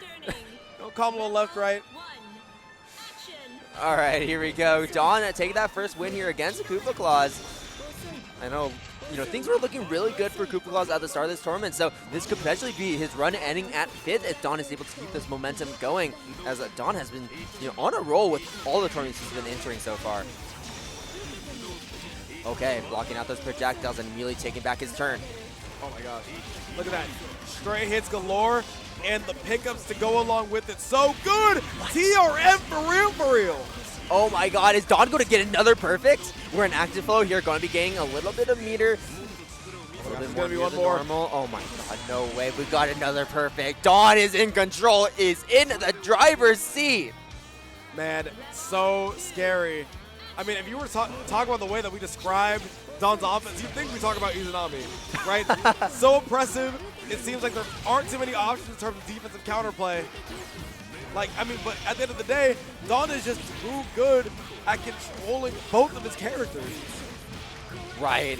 Taking turns when we need to and managing that gauge to a T as well. Dawn, one of the best pilots with Relius, currently on the face of this planet. Koopa Claus, though, still alive and not out just yet, right? Dawn still needs to take this last round in order to take this set. And Koopa Claus is certainly not giving him an easy time now here in the corner. Once again, we've seen Koopa Claus fold when Dawn has him in the corner, and we're going to be seeing him fold yet again as we go for that crush trigger. And you have one more shot, potentially two with a burst. That's number one. And you know that with how optimal Dawn is, the next combo is going to kill. This could be it, especially with 50. Goes for the crush trigger there. Wants to get the extension, and the fist bumps come out before the super flash even procs. Dawn continues on 2-0. Aviaan, I think that might be the biggest curveball I think I've seen in this top 8 so far. I did not expect it to be. How much do you think is going to apply to this matchup we have coming up? Oh, never that. I mean, this is racial. Like, you can't, not much you can do. I mean, however, it is Litchi as well. Right. Very strong character in regards to space control. Gets the push advantage much harder than a lot of characters. Yeah, we're starting things off pretty strong here. The danger of the staff when it comes to playing against Rachel here is its ability to kind of knock Rachel out of the air and kind of prevent her from setting up the Lobelias, setting up the Lotuses, setting up George in the way that she wants to. So we gotta be very careful, very sure of how we use our windstocks to avoid it so that we can send out our projectiles and fill up this screen. And right now, Uri has just had complete, utter control of this screen space as we continue to run down Maigo in this round. Yeah, Maigo using the guard cancel. Watch trying to find one opportunity, and for good measure at that. I love it. The DP in response to Maigo trying to go for that overhead. And all the time setup to make sure that you get stabbed back instantly. People looking at this are probably, and that aren't familiar with Litchi because Uri doesn't play that much, right? People are going to look at this and be like, oh, Litchi kind of looks like a zoner, but she has a DP, and in fact, she has one of the best DPs in the game because it sets up staff immediately afterwards. So you never want Litchi to get a successful DP to land on you. I mean, it is so crazy the potency that this character has. Like, it feels like Litchi can basically make any scenario that she wants happen for herself. If she wants to sit there and control space, she can. If she wants to sit there, mix up with left, right, she can do that too. If she wants to set up the high lows. I mean, we've seen it already before in that previous round. All right, here we go, though. Maigo finally able to set up some projectiles and send Uri all the way to full screen. Got George to proc and gets the conversion off of it as well. George coming down once again. Going to hold Uri in the corner. Counterstall coming out of the perfect time, though, allowing Uri to jump right on out and then keep Maigo stuck in the corner with the staff right above his head. Oh, man, what a conversion off of that drive. Now sitting here about even in terms of the health gauge. You cannot let Maigo get an activation off, and sure doesn't there with the DP. Shiki gets stabbed back just in time. Staff is now back. Maigo going up to the top right corner of the screen. Gotta worry about the staff, and we get swept wide again. Uri not giving Maigo a moment to breathe. And Maigo playing by the philosophy of not getting bored. Knows that even though he's currently at a life deficit, it can all change in an instant, especially with this EA. Yeah, So they're powered up by the overdrive, just goes ahead and kills. Yeah, that was pretty much guaranteed there for Maigo as Uri kind of locked himself into that cross-up. All right, instant staff set to start off this round. Round of peace with both of these players. Uri looking really good at the start here. Okay, finishing off this combo with the DP. Sets up the staff again. Oh, and nice timing there with the 2C from Maigo, setting up the electric pair, getting that guard point to blow right on through that staff. Here we go, purple throw. Once again, you know we tag those. I love this here from Uri, just slowly trying to walk down Maigo into the corner. I mean, you still have to deal with the wind. Oh, and there it is, the JCs. Oh! Hey, I'm a hitbox now. Yeah, literally turning yourself into a hitbox. Maigo once again getting clipped by the staff, gets clipped once again. Oh my goodness, how many times can I say it? Burst comes out. Maigo trying to hang on to this first game, but Uri making it so impossible. Yeah, I always love how Uri manipulates that staff in the way where we're having it go for the overhead arc, where it's immediately locking off Maigo's airspace first instead of chasing him up, which makes it so that Maigo can't really, escape it with a windstock. Instead, Right. just has to hold it there in the corner. All right. On the board first is Uri. Maigo trying to go ahead and return the favor, but it has been so hard with how much awareness that Uri's been playing with. Okay, here's the staff. Oh, yeah, just going to have the staff hop right on over, hitting that perfect angle there onto Maigo. Unfortunately, not able to finish that combo, but finds the DP anti-air instead. Okay, so staff on once again, trying to play around this wind. Yeah, once again, see, power always popping up that staff right on top of Maigo as that looming cloud. You cannot, move yourself into that hitbox. So then that also just cuts off an entire angle there for Maigo to try and zone from. Now Maigo's trying to set up the pace a little bit. Electric chair comes out. Wait, once again, the staff still online for Uri. Could be really scary as we see that come back on the return. Yeah, we have staff on Litchi at the moment, though. We're going to find the hit. Yeah, second hit there with the staff coming down after the DP. Right under that super, so it's not really going to do too much as we fall down like a sitting duck, and Uri is able to immediately capitalize off of it. One more opportunity out here for Uri, trying to secure this loser semi's appearance, trying to get that fight against Dawn.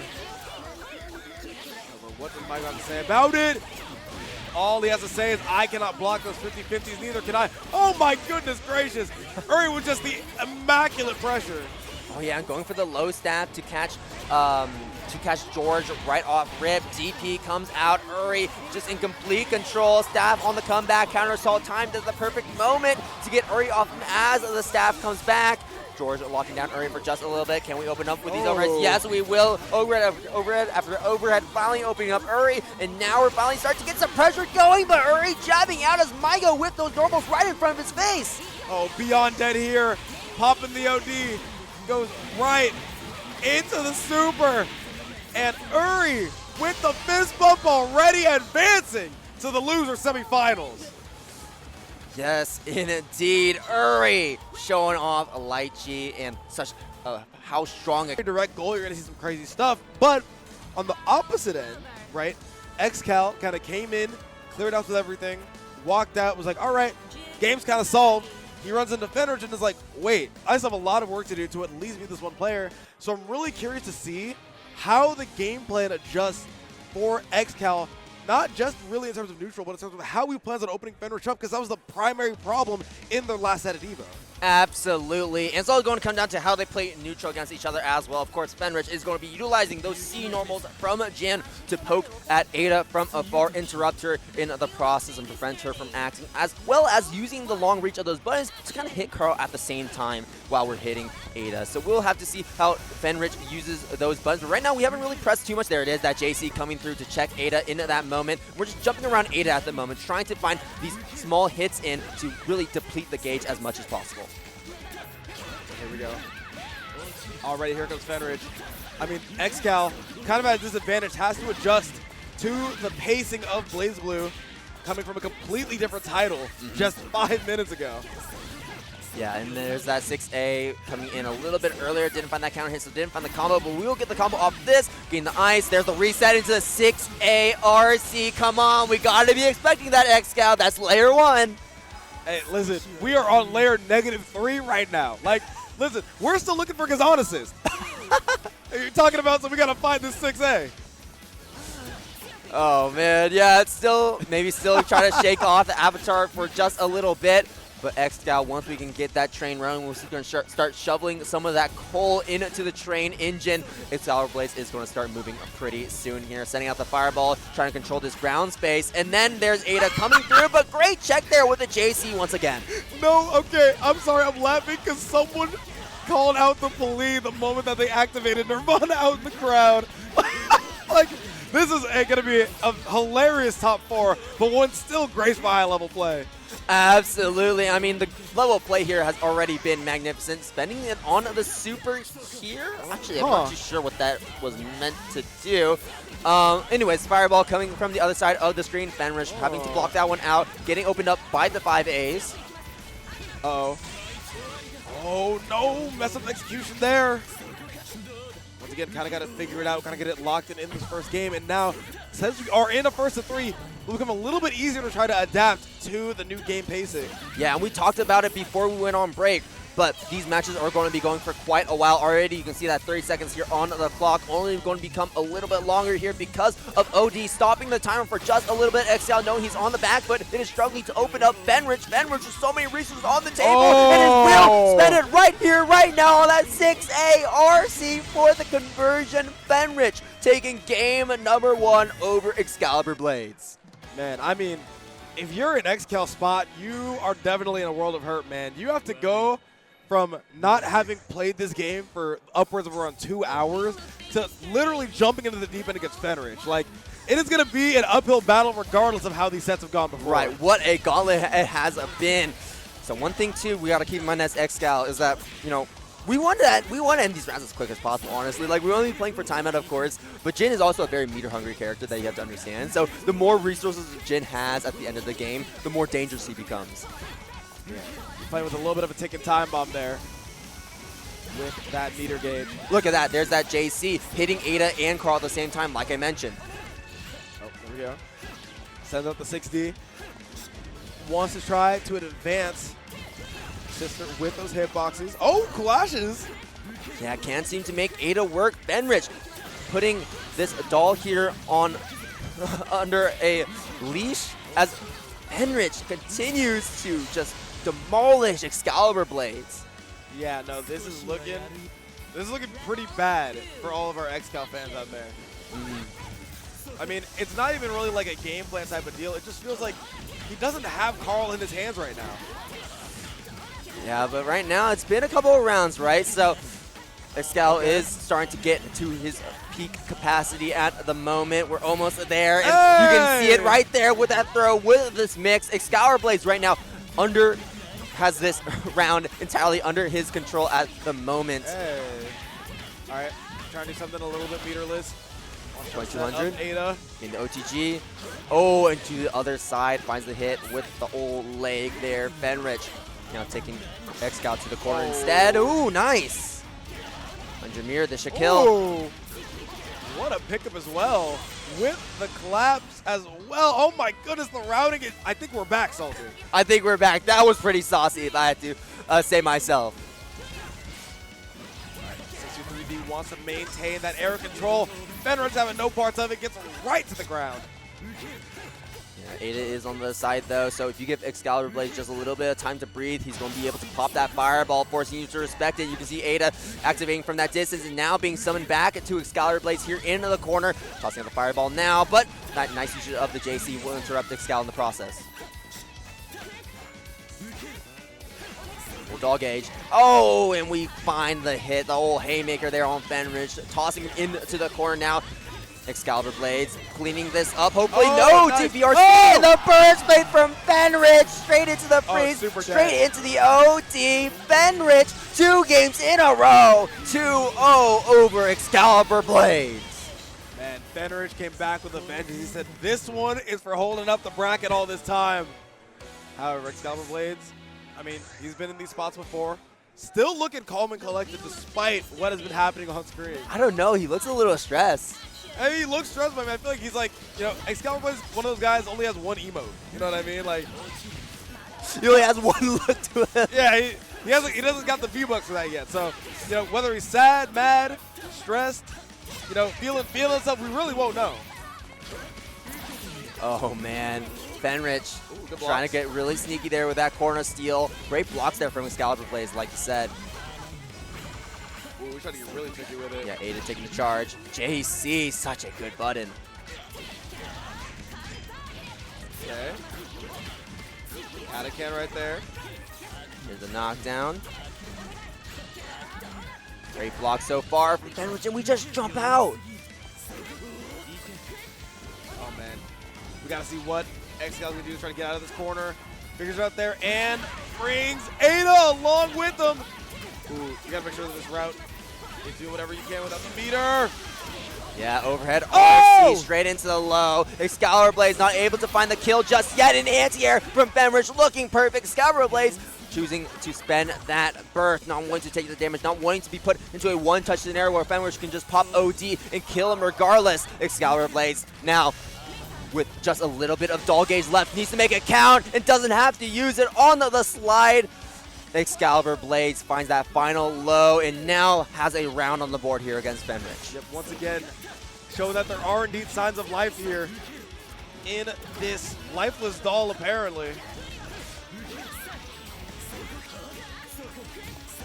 All right, Fenritti now going to be pushing xcaliburbladez closer and closer to the left side here of the screen, but we roll the other way, eating that fireball into the process, and xcaliburbladez now.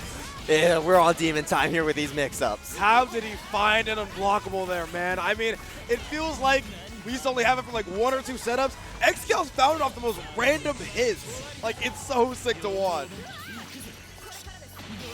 Okay, there's the tech. Oh my gosh, they saved the command grab! Oh no. Oh no, you don't have any sort of OD. I like that there. HDP to go ahead and hit both sides. They gotta block this mix. Try to go for the crush trigger. Now, you have OD. Shouldn't be enough to kill that. You don't have enough meter. Gotta be one more mix-up. Yeah, not going to use it. We're going to use it once we find that hit. We just need that one final hit. xcaliburbladez also needs to find that one hit here. Ada sandwiching him. There's the DPR. Oh, we find the hit that we need. Fenritti on set point. Fenritti pulling victory out of the jaws of defeat right there. Cannot believe it. How was he able to figure that out, that situation? Oh my gosh. Great spatial awareness right there. Finally making those claws work. So far, it's been such a difficult uphill process here for xcaliburbladez to make Ada operate into this matchup because Fenritti is so good at stuffing the doll and separating xcaliburbladez from the doll as well. Like I said, I mean, his game plan has been crazy, man. You already saw it there. The DP with the delayed RC. See it there. 2-1-4B on the horizon. Here's the freeze, 6 ARC.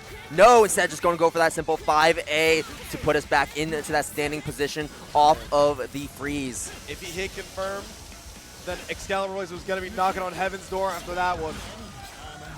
I love how Scouts playing so tricky with these doll movements. DP. Oh my gosh. No RC cancel though, so no combo here. Gonna hit the both of you. Buy one, get one special. Yeah, here's the sandwich. Oh! Red RC into the low. Fenritti, no burst to get out of this combo, is now going to be guaranteed put into this corner position.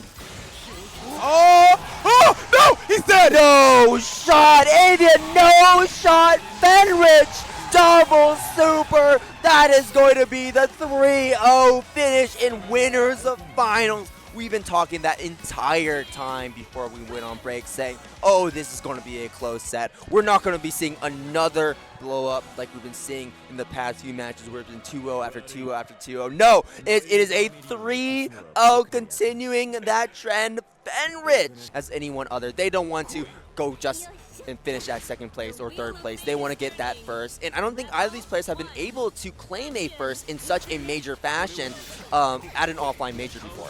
I mean, this is going to be, in general, just a really interesting matchup. One that we don't get to see pretty much ever these days in Blazblue, at least in CF2. Like, I mean, I can't think of the last time that I've seen a Litchi versus Relius. Yeah, there's not a lot of Reliuses being played. You know, certainly not as rare as Litchi, of course. But there's not a lot being played, and a lot of times the only representation you see is from Dawn. But exactly. you have Litchi here. Uri, you know, not playing as often either, so you don't get to see this gameplay happen so often.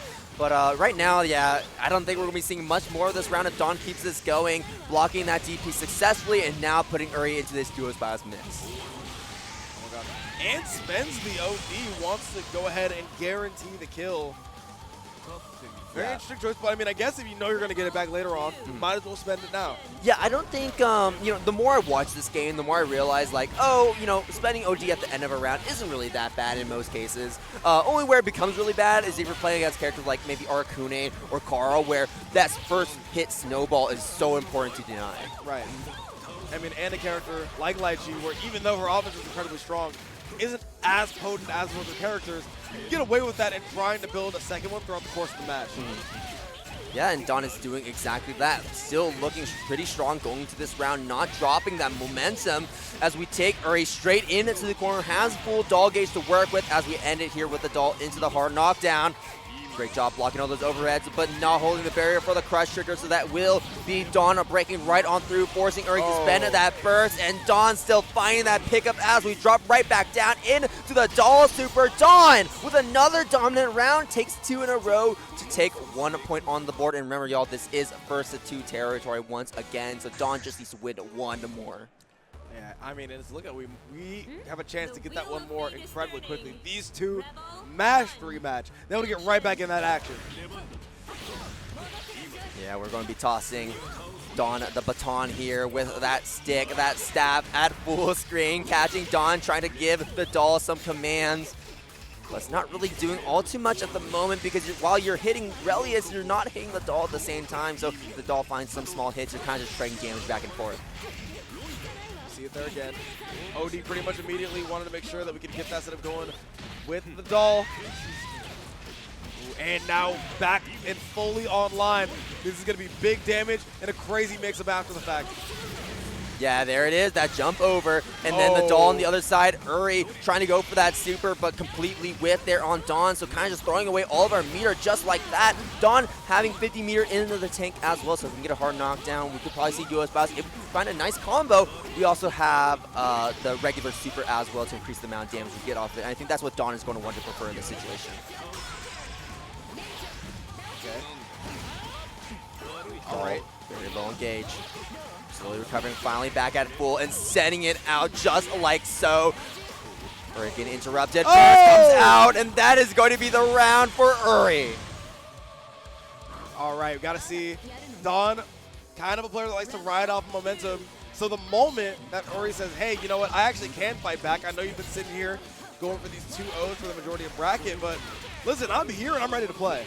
It's going to be hard to reclaim that momentum as well because we spent the burst at the very end of that last round, meaning that it's going to be taking us quite a while for us to get burst back in this moment. Yep. I mean, as you can see already, getting incredibly antsy so far, spending a lot of that doll gauge, just wants to get the hit immediately. Doesn't matter where it comes from for Dawn. Yeah, tried his best to keep control of the corner, but once we tried to lock into that anti-air, Uri was just way too high to make that work and kind of just left us as a sitting duck to where Uri could regain control of the situation and then take this round in response. Great super to close it out. Uri, in a similar way, Dawn was able to take 2 quick rounds. Also kind of just took 2 quick rounds of her own as well. Yep, now we got the first to 1 with 2 incredibly offensively potent characters. So this could be a pretty crazy one as both players are going to want to get that hit as quickly as they can. Yeah, and Dawn will be finding those first few quick hits, drawing that first blood, and getting a knockdown in the process. I was about to say Knight's OD timing, but at that point the burst was already so almost out, so Dawn wasn't able to block it in time. Yeah, no, I thought we were going to get that OD out in time. But I saw the green flash immediately. Knew that it was too late there. However, that does benefit Uri, even though the OD timers do not look like it at all. Yeah, this is really awkward right now. Dawn really wants to keep this doll as active as possible, and I love that right there. Dawn knowing the doll was almost out of gauge, so instead went for that air throw. Very aggressive, but the amount of reward we got off of that afterwards was very important because now we got a decent amount of doll gauge back. Oh, but the doll gauge is back. Oh! No shot, it worked! Oh my gosh, this is going to be huge damage too. Use the crush trigger to make sure we have good scaling. Gets Oh, the doll out the Dawn. way! Oh my gosh. Uri, what will you be able to do with this opportunity? It has been gifted you on a silver platter. Super. Oh, we got our own duos bios here. Eat the stabs. Lay straight through the low, and then the drills anti-airing Uri reaching towards the skies. Man, Dawn, such good mastery. You gotta see where he's gonna be able to do with it now. Once again, whoever has taken the first round has kind of ran away with the set, trying to prey on the desperation of the other player. Right now, Dawn finds the first exploit. Could be another one here.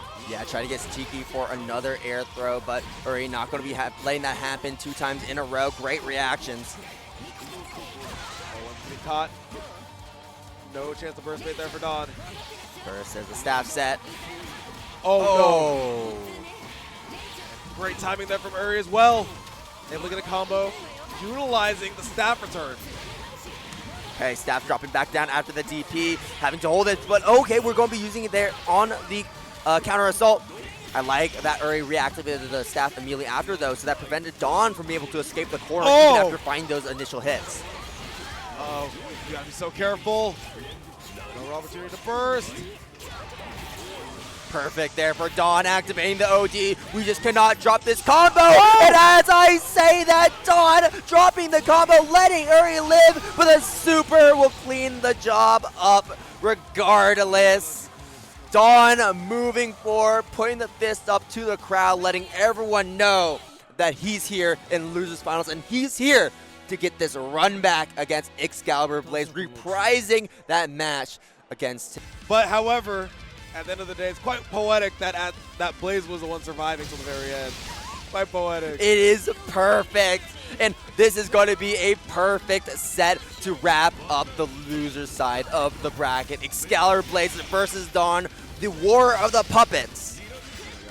We got a straight Pokemon battle going on right now. Summons on summons, moves on moves. Go, my wife. Can go, my sister.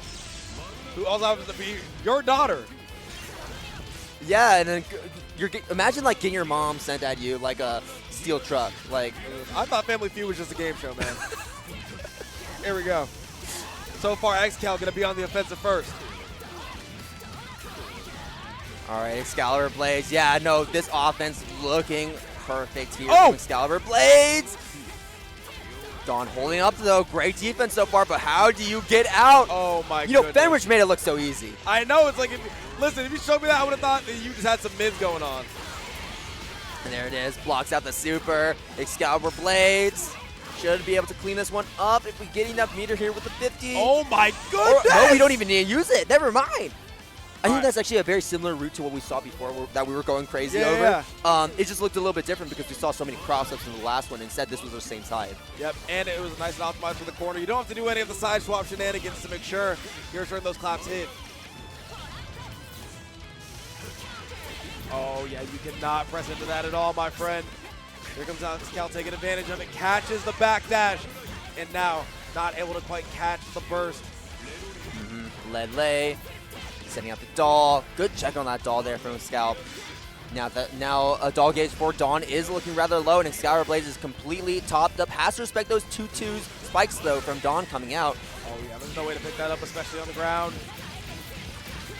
Oh no! This is gonna kill Nirvana! Yeah, so that was a great play there from Dawn because forcing xcaliburbladez to block that meant that we had no way to deactivate Ada. and so Ada had to eat all of those hits. Oh my gosh. Who goes for the grab there? No real punish.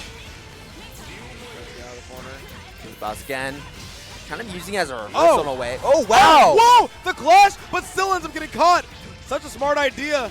However, that 2A. not quite there to get the follow-up. Oh no, into the corner. Oh no, can we block this out? We had no external resources to deal with this mix. We have to outlast it, jump out, do something, build up enough to get counter assault, and we let the counter assault rip. But xcaliburbladez knows that, trying to bait it out, but unfortunately not able to find that punish. And Dawn outlasting that pressure sequence is able to escape.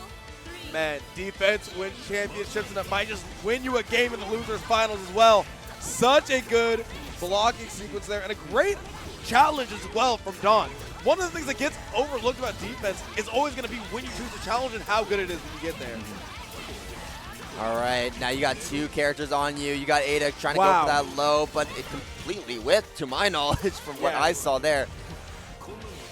I did not know if the twirl is going to be able to pick that one up there, though. Okay, avoiding the spikes, and Ada, but gosh, we're just going to pogo off of your mom. There we go. Perfect play there from xcaliburbladez. Fireball coming from the other side, locking down Dawn straight into the overhead RC, back into the blender. And a Dawn going to have to burst this one, right? We don't want to be put into that corner position, and we don't want to be taking any more damage than we already have. Oh, man. Oh, trying to get ambiguous with it, and sure does. Gets to the other side of xcal's block. This should fully recharge Doll Gauge here for Dawn. Yes, and then we will be able to go into the hard knockdown ender. Dawn in a fantastic position now after that crush trigger. And now you still don't have that much Doll Gauge to work with, but it should be just enough for one more route if you land this next mix-up. There's the tech. Still blocking this out.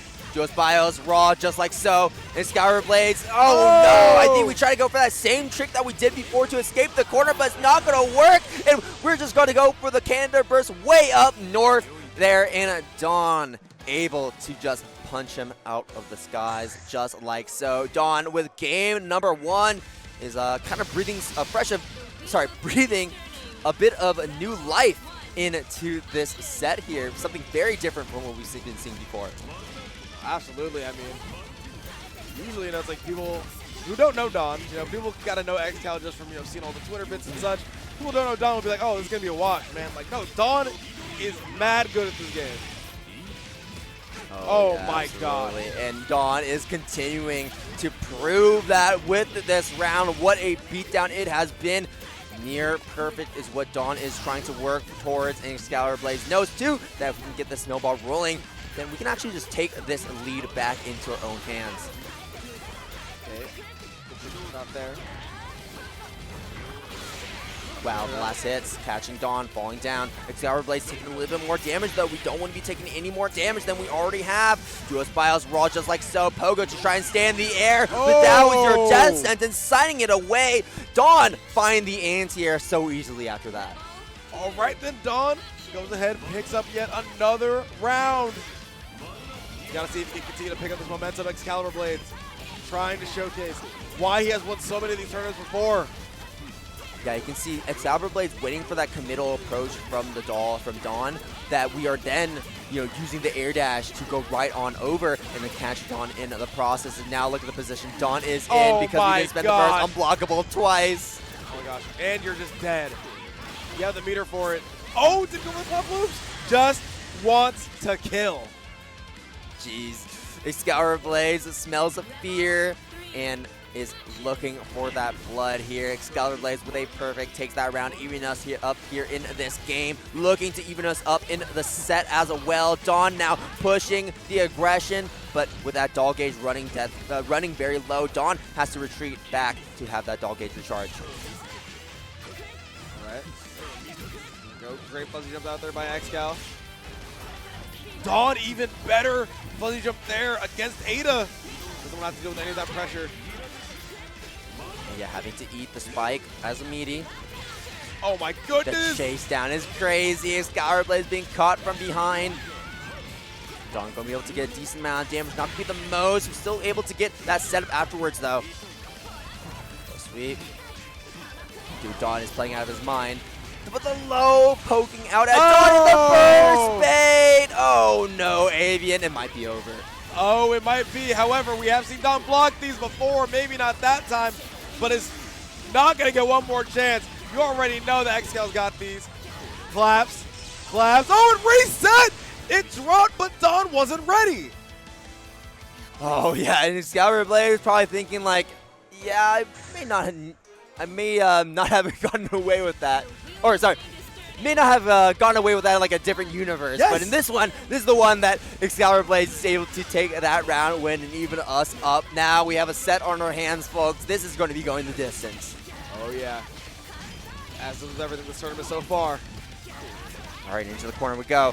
Going for the low, and there's the small high as well. Doesn't find the full combo, but will be able to find it here. Not going to be the most damage, though, especially because the xcaliburbladez is not going to be spending any resources just yet. Holding on to it in the tank. Lay attempt, but it's not going to be doing anything. Instead, stalling us in that position so the xcaliburbladez can continue putting all of this pressure on top of Dawn.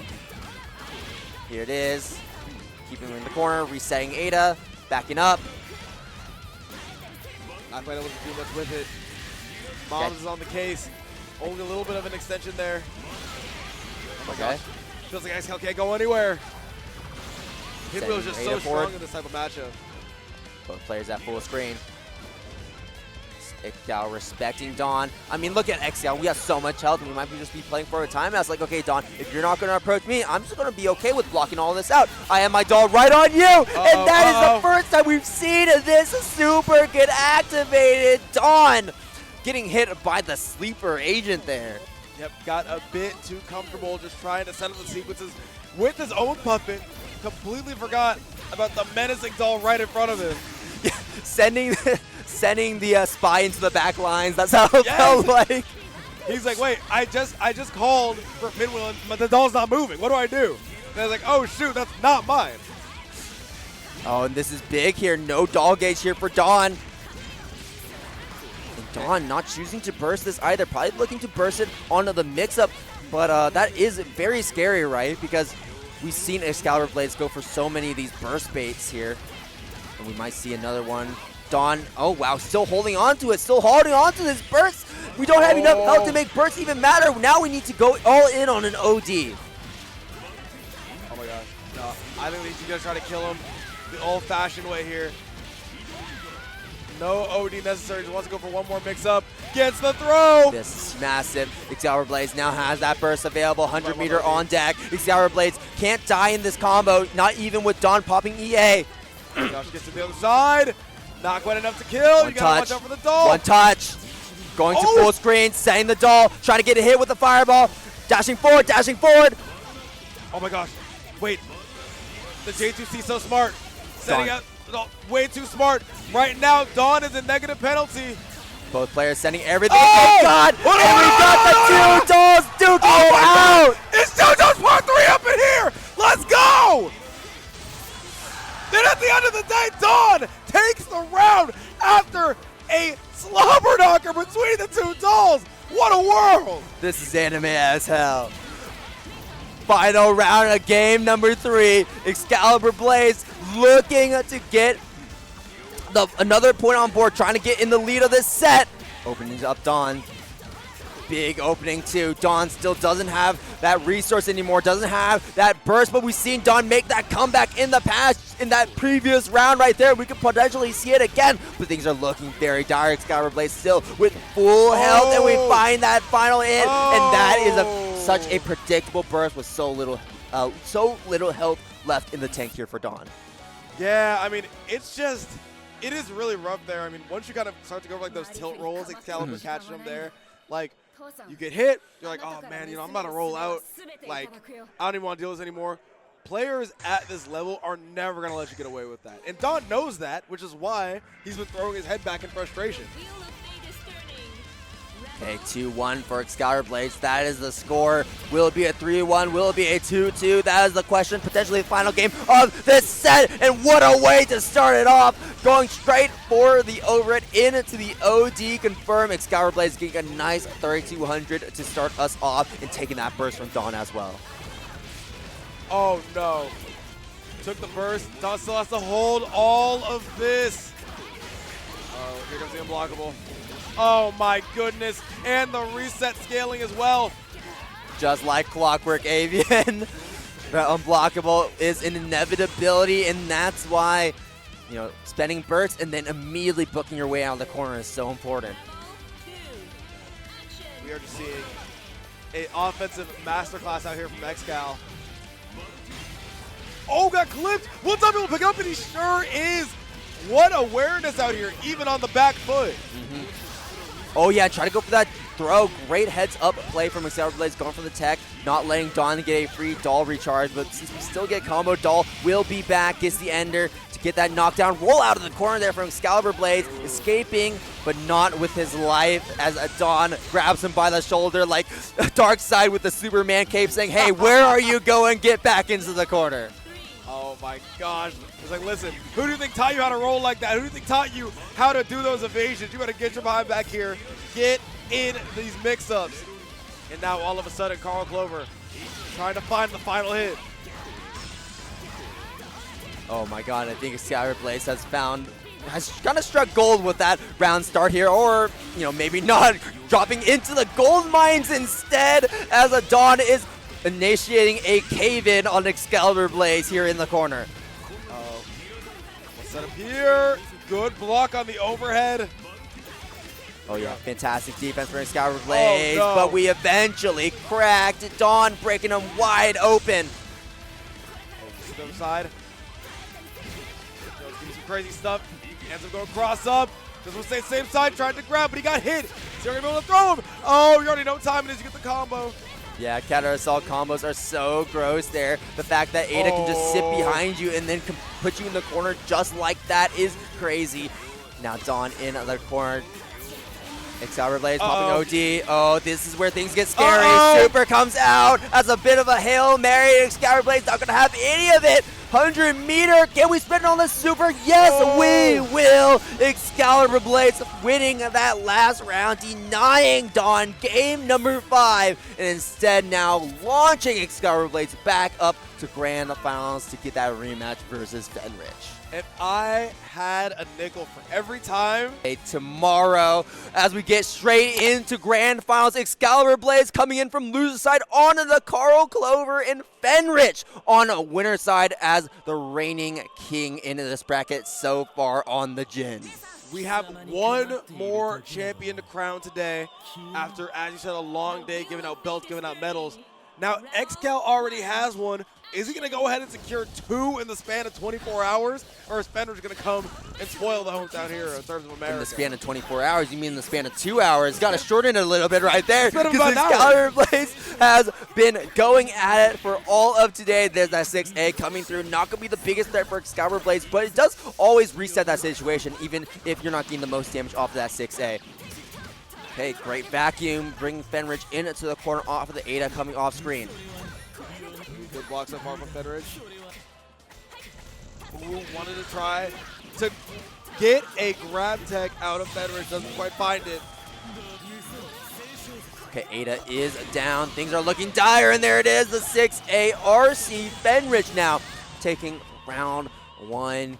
And yeah, it's like looking a lot the same what we saw before. You know, Fenritti knowing how to kill Ada as quickly as possible. There it is with the JCs, and xcaliburbladez trying to vary up the timing by going for the activate into the deactivate. But a lot of times when we do that, we're kind of stalling Carl as a character. So that's the only threat on the table that Fenritti has to worry about, and can kind of just be like a same dog, like a bit of like a guard dog. It's like, okay, you're going to keep doing this. I'm going to keep pressing my buttons and keep killing Ada whenever it comes online. Right. Here we go, though. All right, now you are trapped. Yeah, see, he's still pressing those 5As. Yep. I mean, hey, the 5As, like listen, sometimes you don't need to stop, you just got to yield a little bit. It's like, stop, pause. Yeah, it's like, all right, we don't got to stop for real. We just got to pause real quick. Okay, bringing Ada closer. All right, here we go. Okay, there it is. Great pickup there from xcaliburbladez. Taking now Fenritti into the corner where xcaliburbladez should theoretically thrive. Now the question is, how long are we going to be able to keep Fenritti in the corner? Well, for a decent amount of time now with that opening. What a throw! Oh, no. Yeah, oh no indeed, Aviaan. Yeah, I mean, oh no indeed. indeed. You're just dead. Fenritti goes ahead, takes it. Let's see it already. There's the overdrive finish there, flashing on the screen, letting us all know that Fenritti now has a 1 point over xcaliburbladez. 1-0 here from the winner's side. Man, not here to play at all. Well, here to play, Blazblue, but not here to play in this bracket. Wants a W and wants it now. Yeah, Fenritti maybe getting that salty run back after losing out of the bracket there in Fatal Fury. It's like, you know what? You can't be the only one with the win by multi-bracketing. It's like, listen, we can all do that. That'd be so funny if in quote-unquote the side games, they both won their side game. All right. Dancing around here in mid-screen. Okay, nice slide coming through. A very aggressive approach there from Carl alone, but I think xcaliburbladez is starting to get a feel of that rhythm. They're like, okay, now we have to be approaching way more with Carl rather than using Ada as that wall. Oh, was really willing to chase down that backslide. Like, that's why he's just the best. Yeah, Not trying to get just too that range. impatient Perfect there. Using the nails at the perfect opportunity, but unfortunately not able to find anything afterwards. And Fenritti now will be getting that follow-up off that 6A RC. And it all started off tech buttons. That's the anime classic, baby. Dude, I can't block it. And clearly xcal is having a hard time dealing with that overhead as well. Oh, there we go. Trying to utilize the block stun of the air blocked 623D. So far not finding much, though. Just wants to reposition Ada. Trying to get something going, because so far all doll gauge juice have been doll gauge wasted. Once again, like xcaliburbladez kind of feels like he's forced to play a bit more of a solo character now. You know, Ada has been carrying him so far in the rest of this bracket, but Fenritti has been that first wall saying, no, you cannot use Ada as much as you've been using it before, and you have to be approaching way more with Carl alone. And Carl is not a great character on his own, right? Very stubby buttons, movement is kind of whatever, right? He really needs that doll to take him to the next level. Oh, no. He can take him to the next step. Get out with the conversion, but drops it. Oh my okay, God. we find the low anyways. Fenritti not spending that burst, taking this damage, taking the mix-up. That's going to be a round here for xcal. Not taking the mix-up at all either. Just gets hit by the straight 2B. Here we go. Now xcal finally on the board. Yes, round apiece. Got to see if we can maintain the same composure that already got us one belt. See if we can take us back to the promised land. Yeah, almost would have been a really nice pickup. I think we had to like jump cancel that to make that work. Just denies any sort of chance for Ada to get started. There. The defense is just so good, both actively and passively, making sure that he's in no position to even go near those follow-ups. Yeah, and look how xcal has been adapting so far. Count how many times Fenritti has been hitting Ada in these past couple rounds. Not as much as he used to, Oh my gosh.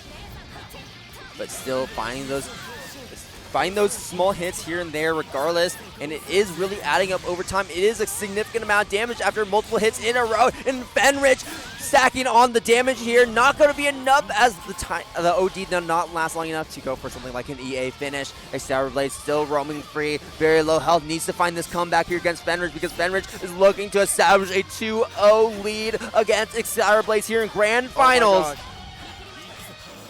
gosh. Yo, asking Ada why she keeps hitting herself. Dude, it feels like Oh my gosh. xcal can't do anything. Yeah, it's like he can't do his traditional calls because he knows at the moment that comes up. Look at that. Now just trying to play a lot more passively because he knows that one or two more mixes will do it. DPRC gets you out. And DPRC kind of doing two things, right? We're killing Ada, and we're also killing Carl at the same time when they're both in range. And hey, if we don't hit Carl, well, we got RC, and now we're suddenly out of that pressure. 2 more rounds before we have to see whether or not we're going to crown Fenritti as champion. Meanwhile, Yeah. xcal trying to pull the same stunt that he's done before. Yeah, so far, Fenritti has won 5 games against xcaliburbladez in a row in this bracket so far. Fenritti really cementing that, yeah, no, you don't run the show anymore, xcal. And I mean, like you said, Ada just gets no chance to move at all. And the moment that she does, it's when xcal is already out of the driver's seat and Fenritti just taking over the car. All right, send the doll out. Great usage of those air normals to catch Ada even when we're in a bit of an awkward position. Uh-oh. Tries to go to the other side. Great blocks out here from Fenritti. A little bit late on the grab tech. And all of a sudden, here comes Ada. Here comes Carl trying to make some magic happen. Wow, what an unfortunate clash. Okay, okay, yeah. Calling Ada back towards xcal to help him out here in mid-screen. Can't activate Ada though. Fenritti still keeping him in check. Trying to go for the grab. Not going to work, but it's okay. xcaliburbladez able to catch Fenritti, making it over that fence. There we go. Trying to go for the grab. Recover the time. DPRC. There ain't no time it is. Just off the OD on deck for xcal, but wants no parts of it. Just wants to get out as quickly as possible. Anti-air. There's the low hit. That's going to be it. 9 seconds left on the clock, and xcaliburbladez now getting another round, but struggling to close it out, struggling to get a game on the table here. He's going to be able to do it to advantage. So far, nothing. Gets the air throw. All right, great amount of damage here coming in from Fenritti. Decent amount of damage, right? But it is off an air throw. Yeah. All things considered. Ooh, Clapton trying to trap Fenritti somewhere. However, these jumps, once again, just so clutch. Air dash in. Okay, we find a low conversion. That's big here. xcaliburbladez still looking really low there on that Ada gauge. Oh, he's got clipped. Won't be able to do anything with his OD. Gets the walker to the other side, and now all of a sudden, it's Fenritti on the offensive. Lands the combo, but just barely runs out of OD. And all of a sudden, Fenritti on the back foot once again. Yeah, couldn't make it work. Fenritti, though, escaping the corner in an attempt. In a small attempt, but xcaliburbladez still able to swat him out of the air like a fly. Ada now down for the count for just a little bit. xcaliburbladez has to survive until then, or at least find a single hit. But right now, xcaliburbladez is pulling the run-away tactic of creating distance between Fenritti here, but has backed him up into the wall. Or backed up Fenritti to the wall in the process. Great usage of the doll from the other side the moment it came back to catch Fenritti with the nails and secure his first game. As you can see here, both players trying to take a bit of a deep breath, try to recalibrate themselves. It is pretty late, so you don't want to be making any sort of mistakes due to that fatigue. Yeah, almost midnight here, folks, at CEO. And both players looking to close it out sooner rather than later. 6A finding its hit there against xcaliburbladez, and a lot of these ambiguous same side overheads coming in from Fenritti as well. Like I said, it's like, you just give Aerodat to Jin as a regular button. Just a strong aerial button to kind of just throw it out and be very ambiguous. Are we going for a cross-up? Are we going for a same side? It can be very hard to tell. Oh my gosh, 5C starter. Especially when xcal's on point, that is going to hurt. Wow, that going same side was crazy. And this crush counter hitting is even crazier. Oh no! xcaliburbladez giving Fenritti a lot of respect on wake up. For good reason. He blocks. Chicken blocks in fact too, not wanting to deal with that 6A pressure. Also because Fenritti is going for a lot of this stagger pressure, so leaving a lot of gaps. Ooh, I like that the RC to make sure that it is absolutely burst safe. xcal starting to find a bit of his bearings here. Yeah, finding his footing indeed. Pogo hit.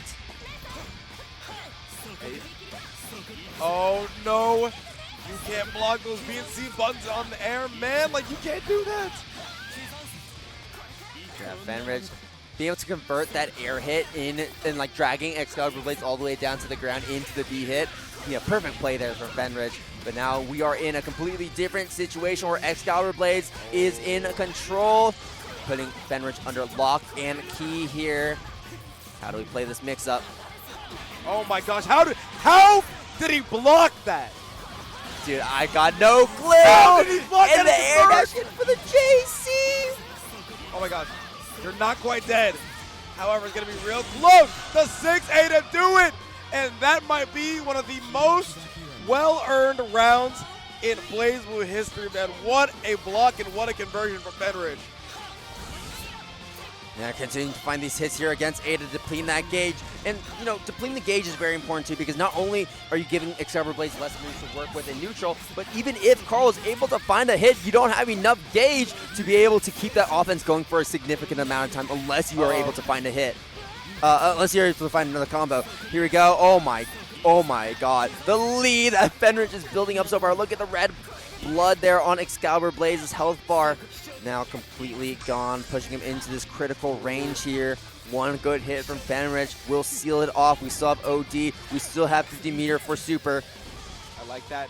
Just trying to make sure that you are never in between Ada and Carl.